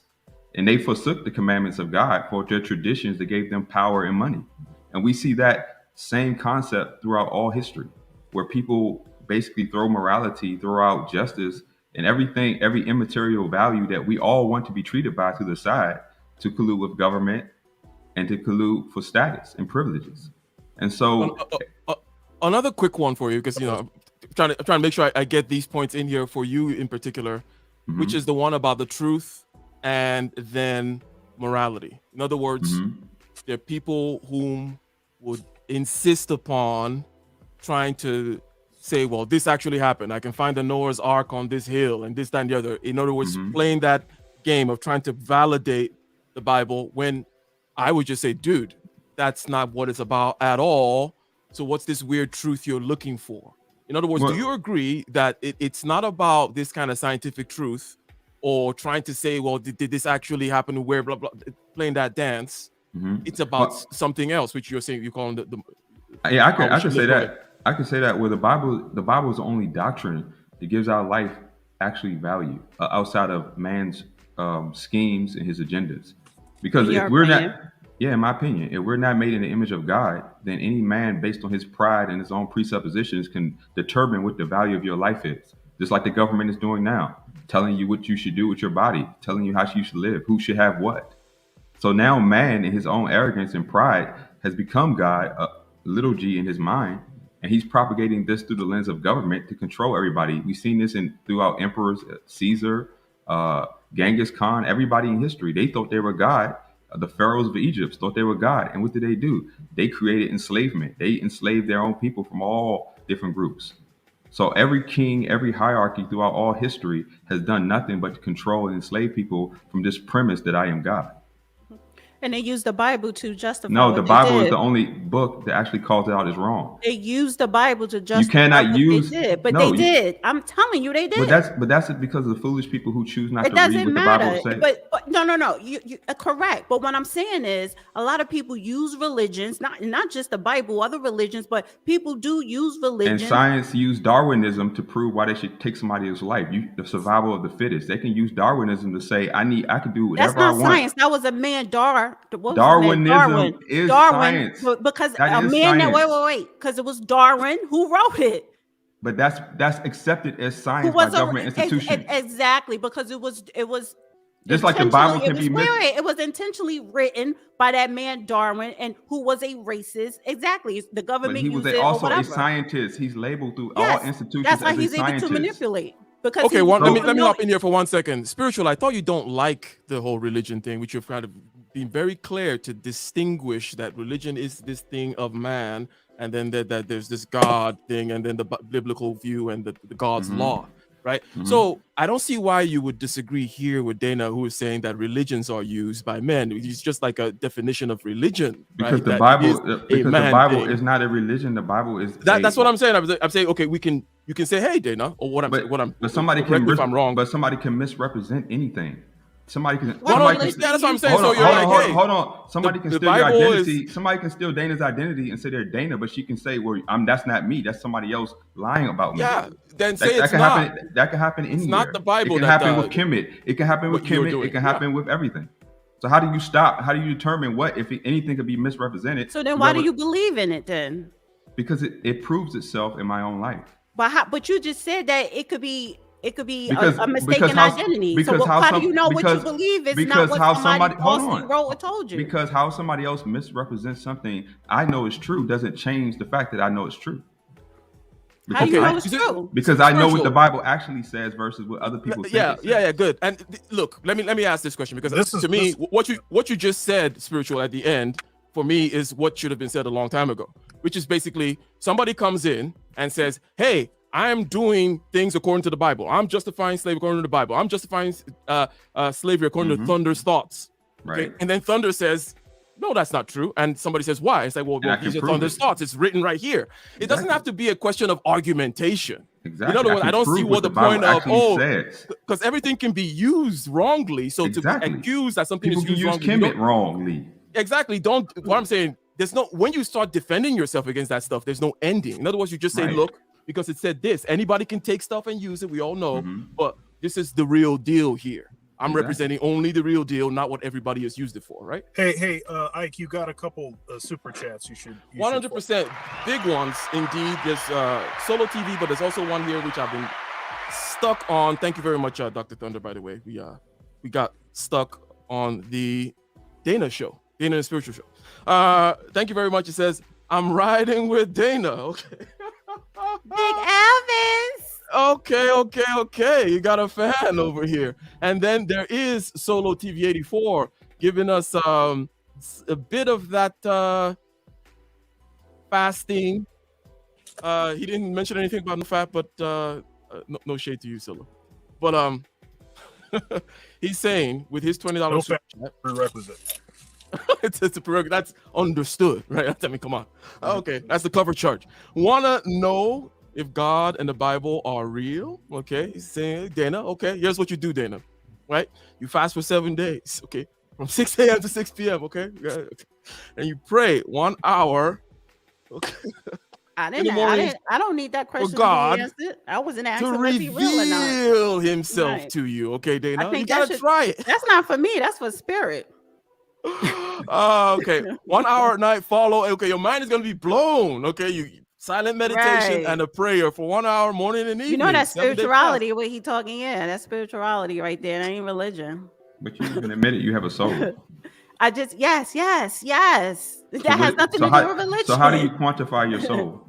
Has nothing to do with religion. I'm asking you a question. How do you quantify your soul? Spirituality. How Because do you quantify what makes me me, right? We are all made up of cells. And why should somebody care about how you feel about yourself? Life starts with a cell. I don't care what you think. It's but what you I do. think. No, you do, because somebody can enforce their will. I do not. So you don't care if the government. So you don't care if the government. This is easy, Dr. Thunder. Let me like, no, you're not letting me talk. Let me break something down for you, because what you don't understand is you are living under the government. Everyone on this panel is living under the government rules. So stop bringing the government into something. The government is using the ignorance of people. You're being used. Like, don't exclude yourself. Like you be quiet, because I was talking before you interrupted me. I was talking. I had the floor. You interrupted me. So what are you saying? So what are you saying? You bring up my name, so tell me. I didn't bring up nothing. I was speaking. And you said that has to do with spiritual. That has to do with spiritual. You asked me about my soul when I was talking about something else. But no, since you said that question should be dealing with me. And you want to bring in the government, you bringing in too much stuff that you can't even sit up here. Okay, so what are you saying? Okay, Dana, let me spiritual. Here's what she said. Hold on 1 second, Dana. Hold on 1 second, Dana. You guys agreed that you're gonna be okay. Good. You guys get the floor as long as you follow the rules of the show, Dana. Okay. Leave the government out of it. Hold on. Spiritual. Here's what she was saying. She was saying that what Solo was saying has to do with spirituality, as in it's a spiritual practice. All this meditation, blah blah blah, has nothing to do with religion, so on and so forth. That's what I heard, at least. Yes. But Dr. Thunder, what do you have to say? He going into souls, like, stop. So here is an issue, and this is directly related to only one issue. Go ahead. I'm sorry. This is directly related to the sort of using information wrongly, having a misconception of something and spreading that. So like a false doctrine, or like the Bible talks about private interpretations and the problem with them. And this is to the tradition point that I said that I had brought up in the past. So in the early church conception of what we consider to be the quote unquote word of God, in order for it to be complete, it must include tradition. And we're not talking about the false tradition of men. We're talking about holy oral tradition, right? And the only way to access that oral tradition would be through apostolic succession. This is the reason why the early church established apostolic succession. And apostolic succession is like a master-apprentice sort of relationship that would stretch all the way back through ordination from, the Catholic Church can claim this, the Orthodox Church claims this, the Oriental Orthodox, the Coptic Orthodox Church can claim this, and this is an unbroken apostolic succession through ordination, where a bishop ordained a priest, a deacon, or another bishop, right? So those are the three sort of ministry things from the very beginning. So from today, stretching all the way back to one of the apostles, actual apostles of Jesus. That is unbroken apostolic succession. Why is that important? That's important actually to protect the Bible from being misinterpreted, from being picked apart and used in all kinds of different ways. It actually was there to protect from having, as the Protestants have, 30,000 denominations, each of which believe that they are saying something more right than some. Which ended up happening regardless, right? I mean, right. All of this splintering. But at least with this unbroken apostolic succession, even if the splintering happens, you can at least trace back to what the source is. Okay, and so there's collections of writings like the early church fathers, and even understanding where the Bible came from, the process that led to the New Testament canon of Scripture in particular, why that stuff is important, and why it is important to actually not just understand the language and understand historical features of that time period, but to understand what did the early church fathers believe that sections of Scripture actually meant. What did they say that it meant? I have a question for you, Dr. Dunn. That stuff is very important if you're going to actually understand something in its context. In my mind, I understand that people like to whip religion. They say, hey, I'm spiritual but not religious, and religion is the evil thing, and that's man's thing. Well, in this sense, religion is actually the thing that actually can give you a framework to be able to trace a particular but which religion? You're talking about Christian. You're talking about Christianity, because you have Muslim religion, you have Jewish religion. So you're specifically, let's just for clarity, you're talking about Christianity. So and then the question I wanted to ask you though, because we're focused on the Bible, and that's fine. Sure. But where I'm coming from is before the Bible. To whereas maybe Dr. Dunder, you probably think nothing was before the Bible. No, I don't think that. Okay, that was my question. Do you think there were teachings, religions before the Bible? Oh, absolutely. Well, okay, so let's narrow this down for our conversation right now, just to the New Testament. Okay, let's just talk about the New Testament. All right, so for the first 325 years, there was no canon of Scripture. Actually, longer than that, there was no canon of Scripture. There were documents. So there were the writings of Apostle Paul. Some of his are actually the oldest. There were Gospels. It's speculated that there was a gospel called the Q Gospel. In the Q Gospel, you can find elements of the Q Gospel in Matthew, Luke. Are we talking about the Bible now? Yeah. Why? Is that the topic? Okay. I don't understand your question then.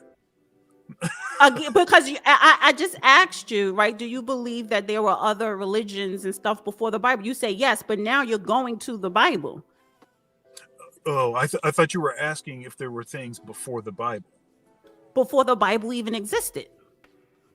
Sure. And that was why I was talking about the New Testament canon of Scripture. Because in the Bible, you saying that actually came to be, therefore it's going before the Bible, and say even the Bible, we can even talk about how it came to be, right? That kind of a thing. So it's not like it's always been there. My argument would be, I don't consider the Bible the ultimate source. Mm-hmm. I consider the church to be the ultimate source, because it's actually the church that gave us the Bible. So then that chose, right? Critical. Then it makes it very much critical. Oh, Spiritual say he don't mess with the church. Uh-oh. Yeah, so this makes it very much critical what it is, what church we're talking about, and why they put it together, and how they put it together, and for what reasons.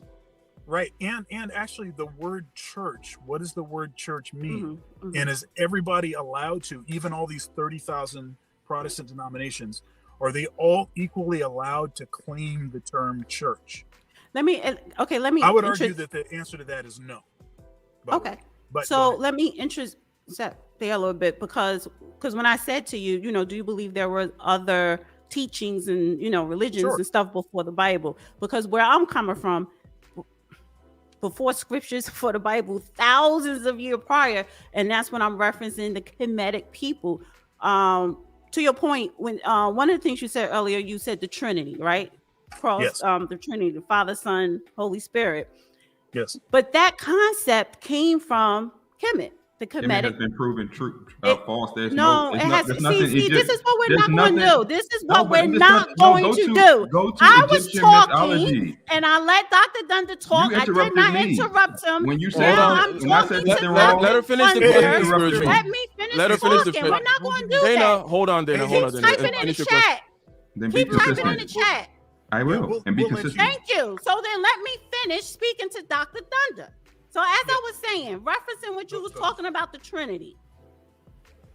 When you're talking about the Father, Son, and the Holy Spirit, that concept came from the Kemetic people. When you're talking about Asar, Aset, and Haru.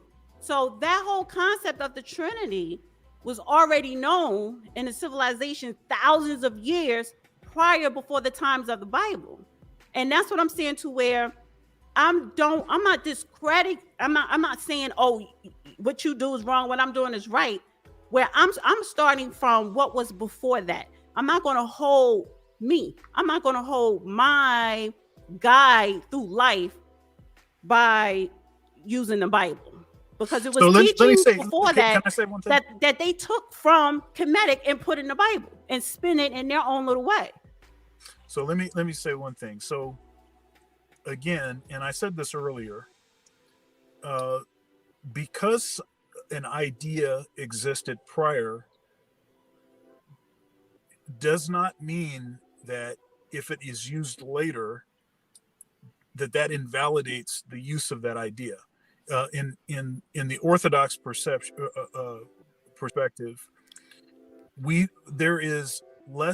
there's less to do about having to be the ones that authored something. So if something is true, it's true. Okay. Okay. Pause right there, because I agree with you 100%. Okay. The problem that I have, particularly with the Bible, is that religion, the Christian religion, you have problems with would Christians, tell you, those the ones who created the Holy Bible would tell you that time the Kemetic people, no, that didn't exist. That's for anything. They were like evil. They would say the Trinity. Wait. What they would say, the Trinity, what the Christians call the Trinity, they created that too. But that whole story of the Trinity was already written. That concept, the concept of the Trinity, was not birthed out of the Bible. It was already, it was already what you just said, something that happened. Yeah. But the Bible, the Christians picked it up and flipped it, but they teach people, the Christian religion teach people what they put in the Bible is how it always been, and that's just the truth. Everything else is wrong. Yeah, so that's what I'm saying. What I'm saying is that that's actually what you're talking about specifically now is more of a Protestant sort of alteration of the way things were, because not even Protestant. I'm going back. Did you take the Catholics? Hold up, because the idea that only we are right that's a Protestant. No, that's a Catholic too. No, it's yes. Just listen to me. It's not. It's a Protestant thing that only we are right. I don't believe that. Okay, I disagree with you on that. But go ahead. Listen to me. The early church conception on these matters is that truth is truth. If something is correct, it's correct. And this is even down to certain spiritual practices. And this is actually why, and this is why the Catholics did this more than the Orthodox did. But this is why stuff like adopting certain things that were already existed. So stuff like You know, a lot of folks festivals of the solstice and this, that, and the other, or the cross, like you mentioned before. That's right. A lot of folks that are sort of Christian naysayers, they have an issue with evergreen trees and X, Y, and Z, and see that comes from this and that's pagan, and even people that are Christians, they will have issues with this because the origin of that was Catholics basically going to different parts of the world and basically adopting certain customs and incorporating it into their religion. And part of that has to do with using the language of the people, the culture and customs of the people, to teach to them things that they didn't understand. You use things that people understand to explain to them things that they don't understand. But my point is if the view is that only the Catholics are right, if that's what they actually thought, there's no way that they would have gone to these other areas in the world and then basically taken in customs and traditions, local traditions. There's no way that they would do. They have to have a standard. They have to have something that is outside in order to be able to choose. And this is something that you mentioned about the religion actually assembling this thing. And I'm going to go to spiritual because Mr. Ramil pointed out something, a seeming contradiction. I don't think it's a contradiction, but spiritual has to explain himself. Okay, spiritual says I'm a Bible believer. Okay, but now spiritual. Okay, the Bible was assembled by a group. They had judgments, reasons, and such, why they kept certain things in and left other things out.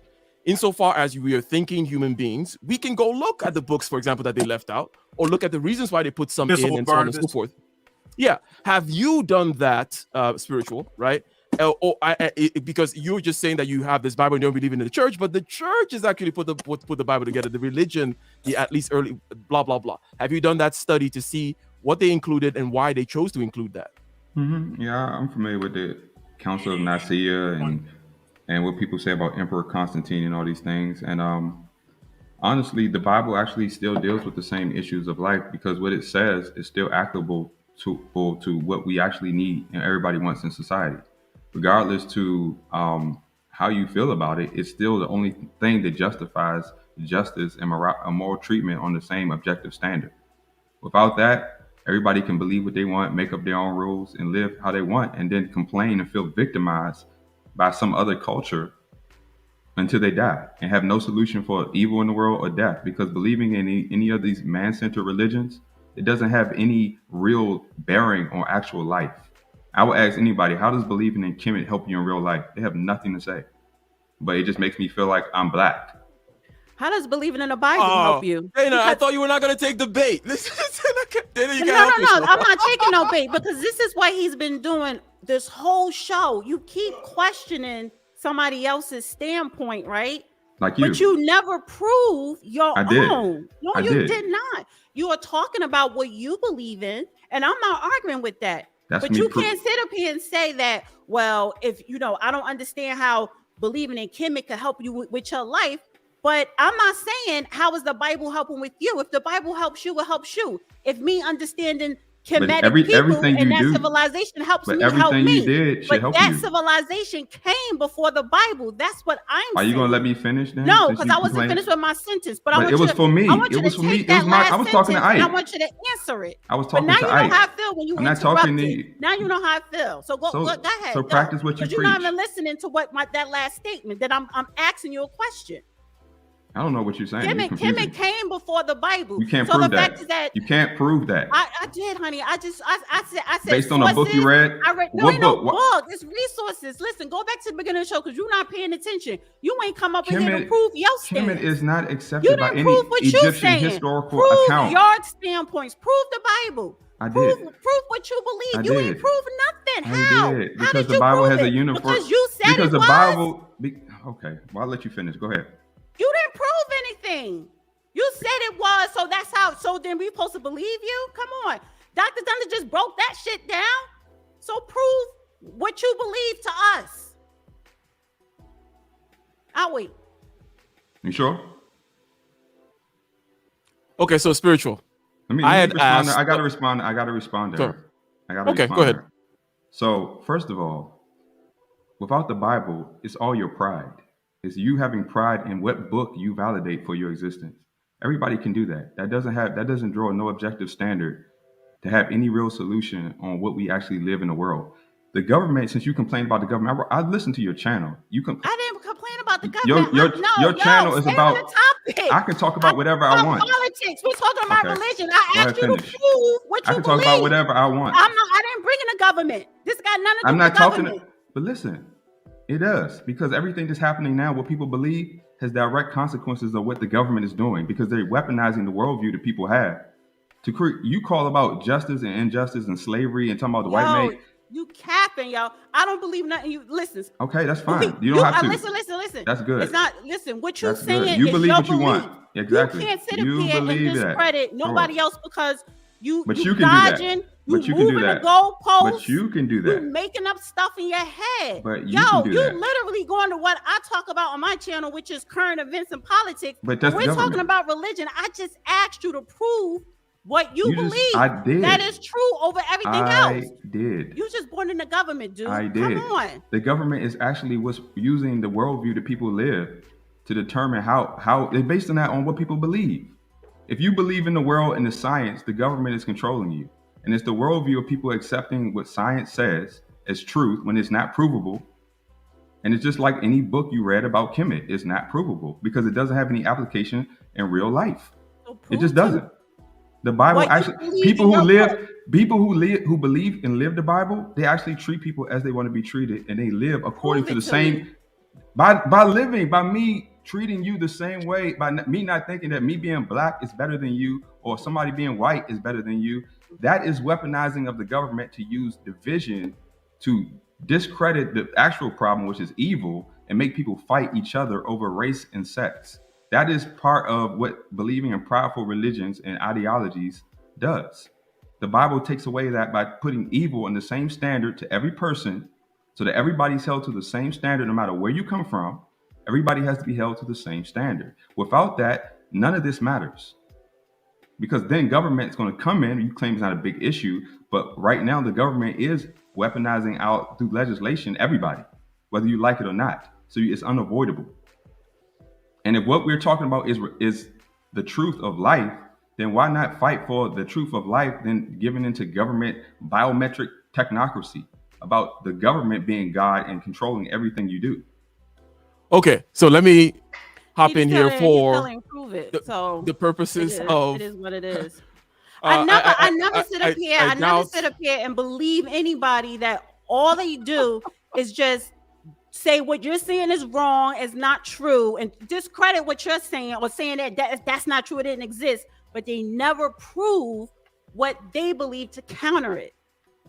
Okay. Dr. K, let me ask you this. You still there, by the way? Or hey, if I can say something real quick.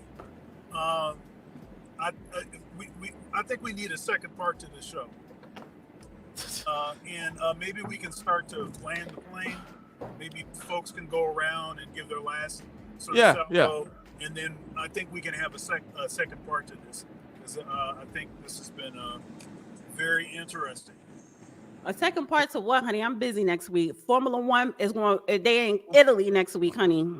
I ain't doing no spiritual religion and somebody bringing in the government. What I talk about on my channel, like, stop. Well, you need to give us something else before we close. But anyways, hold on. Let me shout out the super chat. Real quick, and then I got a question for Dr. K here. But okay, we got Doug with the $5. You also got Dr. K with the $5. Okay, this has been a very you guys have been prolific on that super chat button this time around. Thank you very much. Doug says, "How can Hulk prove anything if he can't complete a thought?" Okay, and teachings of Kemet is included in the Bible, so it's like, okay, cool. He said that the 10 took the 42 into account. Anyways, now, can you repeat that? He said the teachings of Kemet is in the Holy Bible. He says it's in there. Is that what you guys are saying the same thing, Joe? Right? Yeah, you guys are both saying the same thing. You know why it's in there? Because those Christians took it from that civilization, that story, and put it in there, and then they used it and flipped it and made it their own. Like you just proved my point. Well, there's a historical spiritual ain't proved nothing today. Yeah, but there's a historical problem with what you just said. But okay. Okay, we're gonna have to narrow next time, maybe not next week. Okay, we're going to go very specific on the historical points, because it seems like we're all in agreement of the God thing. You know, we're all generally in agreement that there is a separation between religion, God, truth, and all that. But okay, there seems to be something about the record of Kemet. Some people are in the chat saying, look, all I find is Kemet merchandise. Where are the recent works on Kemet, for example? Because they don't given us one book. You gotta get. I laid it out in this one. Go get this one. This is a thick ass book. Yeah. Right. Civilization of Barbarism, Chiat Diop. Spirituality before religion. Spirituality is the unseen science. Science is the seen spirituality by Kaba Kamin. Like, these are teachers, these are scholars, these are researchers, they are educators. Those are just 2 books. I need to start opening up and cracking these books. How about y'all actually go and purchase the books? Don't do the Googling bullshit. Don't. All right. Yeah. So, and then let's have that conversation. Let's do a closeout by, first of all, Dr. K, are you there? No. Okay. Now, you've heard Spiritual and you've heard Dana, I assume, in perhaps the recent volley or previous volleys of back and forths. What is to be, because basically, let's just take them as avatars. They represent 2 things. This is not the first time we've seen this type of thing happen. What is your assessment of what's going on? You could call it, okay, they're missing this point, they're talking past each other here, or maybe there's just a breakdown of communication, or is it, oh, well, one is looking at things from this view, the other one is looking at things from that view. Any kind of assessment as to what the disagreement is here, and if I may at least just lay out some few points in case maybe you didn't quite hear them all the way through. There seems to be a question of, well, where do you ground your morality, okay? And how do you know that this Bible, okay, and does not have some kind of okie doke behind it, or why don't you question everything equally the same way I question it, blah, blah, blah. Not, again, I may be misrepresenting things, but your final thoughts with regards to what they've said as well. And then we'll go Dr. Thunder, we'll go counterclockwise that way, but go ahead. Right. So going from Dana's point, if you want to really go through the oldest organized religion, it wouldn't be Kemet, it would be ancient Sumer. It would be Anu, Enki, and Enlil. These are the ancient Sumerian gods. Sumerian culture is much older than Egyptian culture, and Egyptian culture borrowed from the Levant, which is the origin. Are you talking about Kush? The era of Kush? Not Kush. I'm talking about pre-Kush, pre-Egypt. It's ancient Sumeria in the Levant, in the year?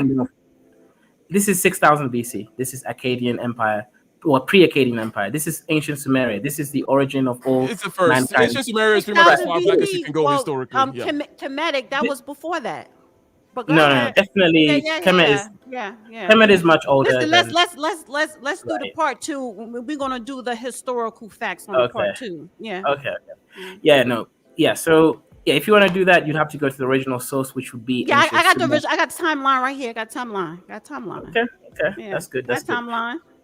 And in relation to obviously spiritual logic, there is no argument that Christianity or rather the Bible is any more supreme to any other book. For example, the so-called 42 Confessions of Ma'at, that is actually pre-biblical, and Moses was a prince in Egypt, and he's the one who's made of the 10 Commandments, which would obviously that part people seem to kind of gloss over. It's like, Moses was also in Egypt. Moses was an Egyptian, and he would have studied ancient Ma'at from Egypt, which again he would have been an educated class. So you can't really gloss over. I don't really believe Moses got it from God. He sat under a tree, got high, and then he got the revelations from the 42 Confessions of Ma'at, which he already knew. And then he just condensed. One of the statements: "I have not committed murder. I have not robbed. I have not committed idolatry. I have not committed adultery." This is just the Bible versus the Bible is a bit more condensed and is a little bit 10 simplified statements.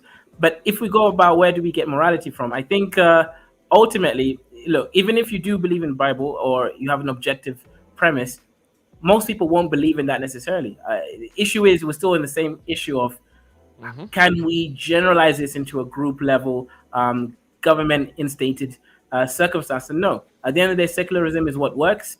That is what we operate on because we can't even agree on the origin. So individually, I would say spiritualism is more important than sort of trying to find some objective thing. That is based on democracy. That's the system we use.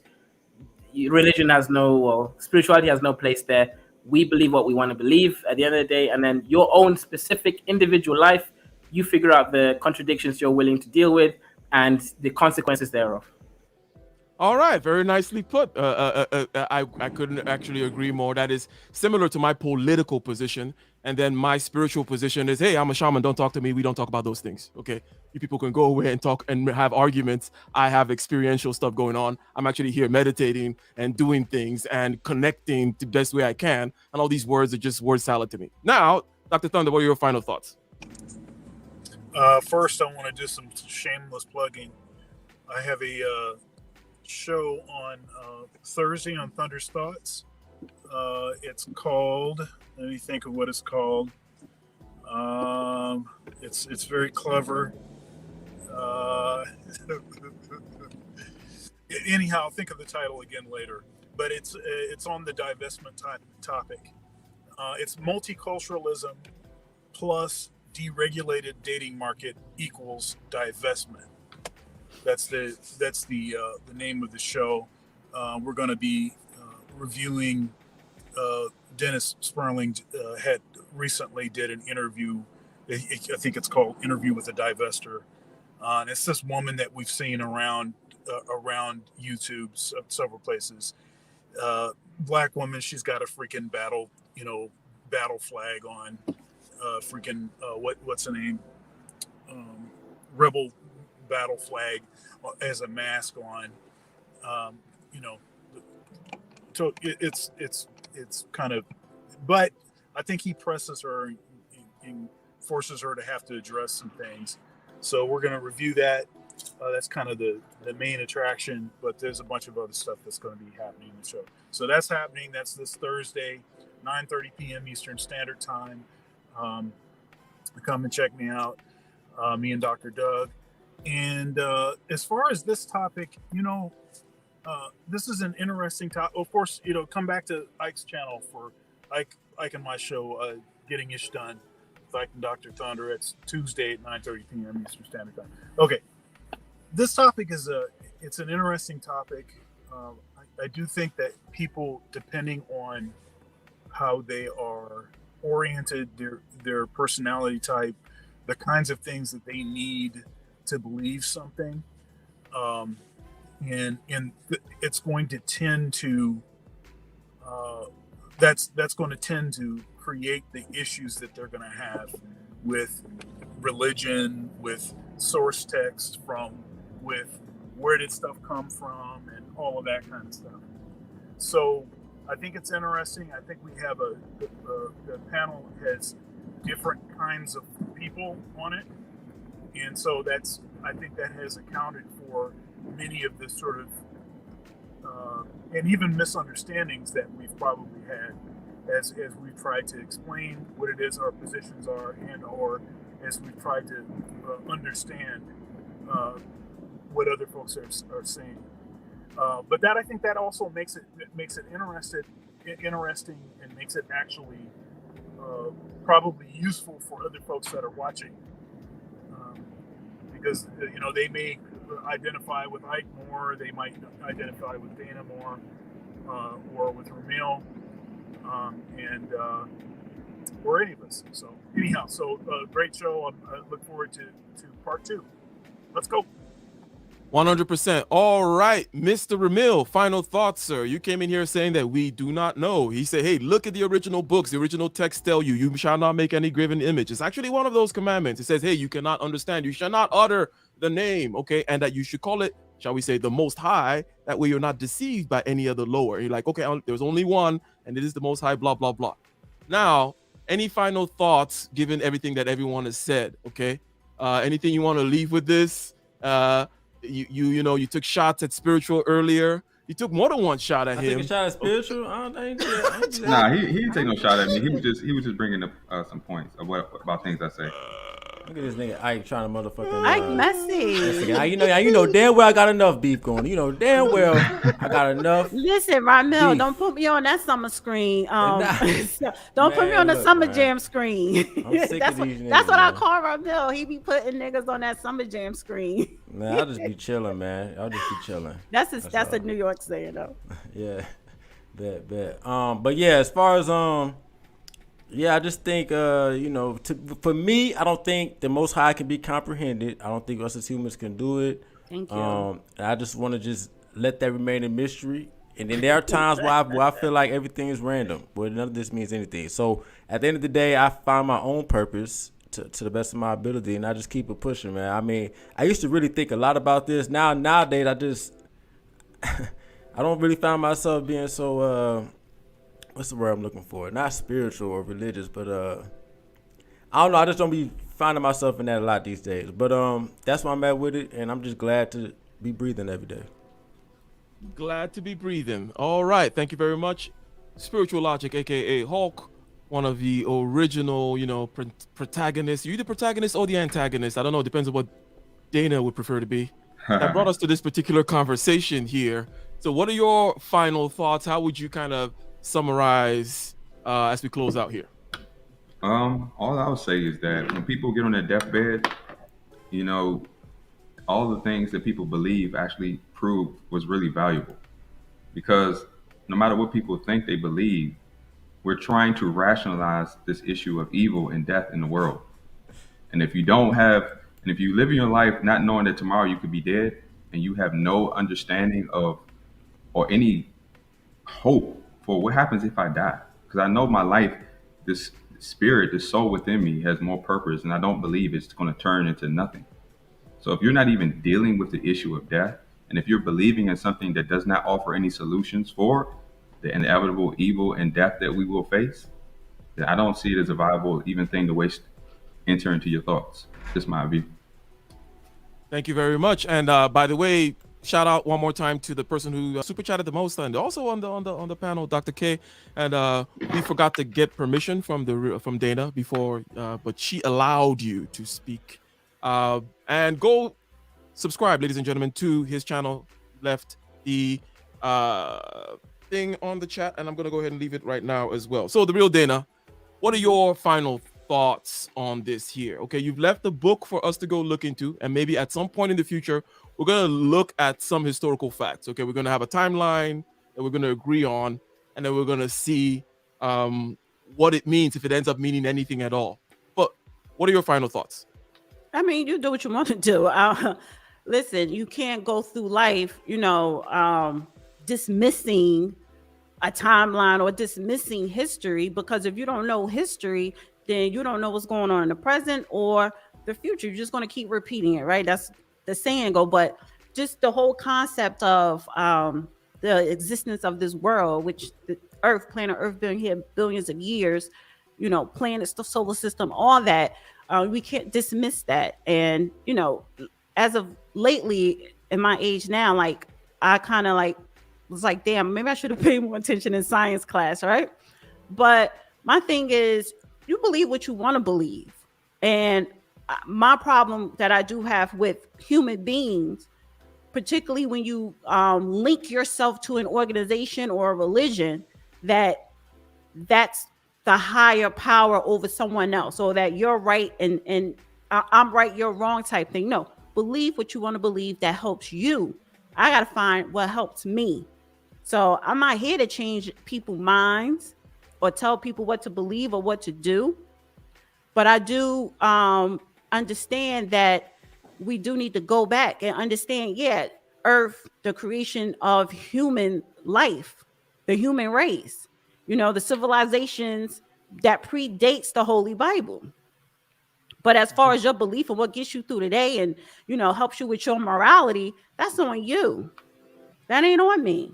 But also I want to say in conclusion, I don't like anybody anywhere. If you're going to dismiss somebody else, don't just dismiss it and say it ain't true when you can't even prove what you believe is true and back it up.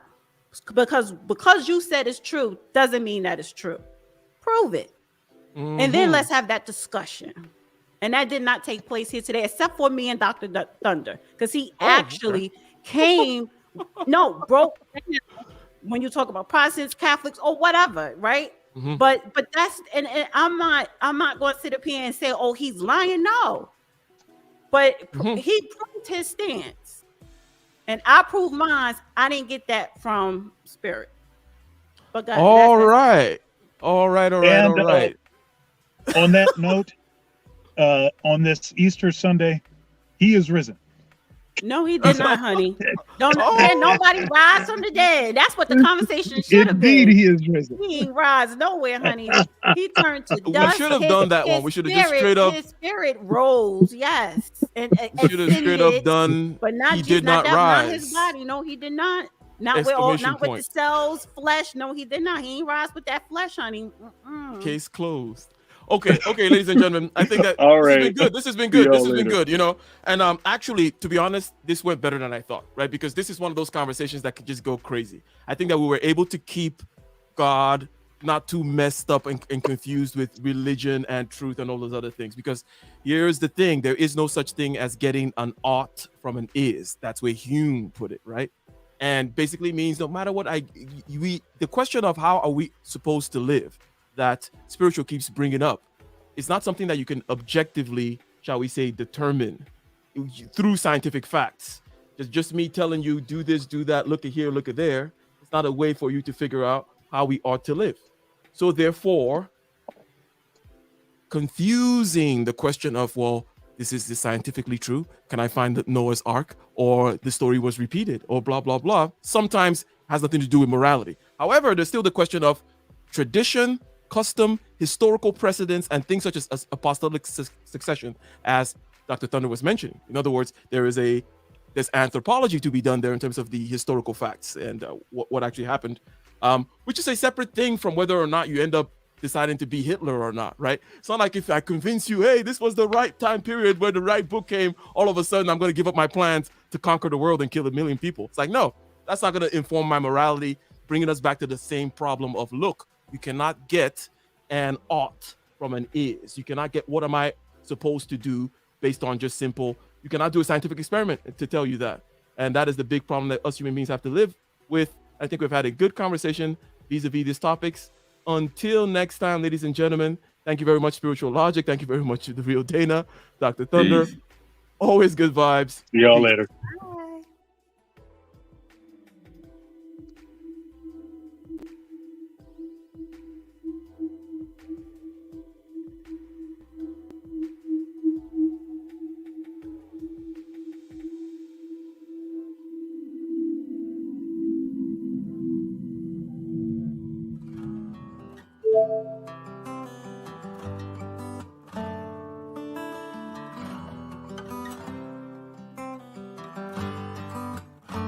In the den of iniquity, vicinity no pretty, calamity fi hit we any moment, what's a pity. Tomorrow never certain, what was behind the curtain, the face of evil lurking with the shifty eyes averting. It's not a steady bubble, that either pop or topple, many will fall and stumble, let the dozers gather rubble. From LA to Colorado, Guinea to Burkina Faso, cannons could reach the towers and the troops will storm the castle.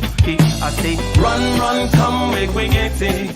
Because the peace that is bestowed upon the meek is overrated. So run, come, make me get it. Calling all your daughters and your sons, we come forget it. I say, run, come, make me get it. Because the peace that is bestowed upon the meek is overrated. Lord, run, come, make me get it. Calling all your daughters and your sons, we come forget it. With the rubble steady rising, and hearts are compromising. Convictions here are stifling, making evil appetizing. The fists are steady forming, and countenance is falling. Defenses are withdrawing, possibilities are falling. In these your circumstances, evil will make advances. Pick up your sword and lances, and be sure to take your stances. Victory is never promised, the battle is upon us. Gather the brave and honest, and the righteous in your corners.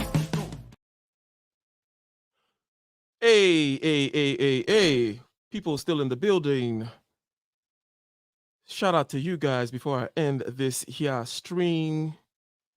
Shout out one more time to the super chatters. Did I miss anyone? I believe there was one that I possibly missed. in terms of the shout out, but it is on the screen right now. I'm going to scroll and find it. And unknown. Okay. Unknown opinionoid. What is that? How do you spell that? But that is $2. Okay. That's $2 that I should give a round of applause for. Okay. Confrontation and remuneration, anticipating and laying the foundation. Children are waiting the wisdom of the fathers, fathers pretending to break down the borders. The likeness comes before the day, the move will never lose its way. As lightning hails the trembling of the thunder, I shall forever be awake to witness the debate. Forevermore my heart is filled with wonder. The Omega and the Alpha, I feel like I am the then, I am the after, and I am my only master in the effervescence of space and time. We shall share the sight of 1,000 eyes, and the initiators of hate and crime will make their amends with 1,000 cries. They're building up the wall, they're hoping we will stall. 1,000 soldiers marching for the settling of the score. Why don't you just give a little space and time? I'll give 1,000 praises to Abba.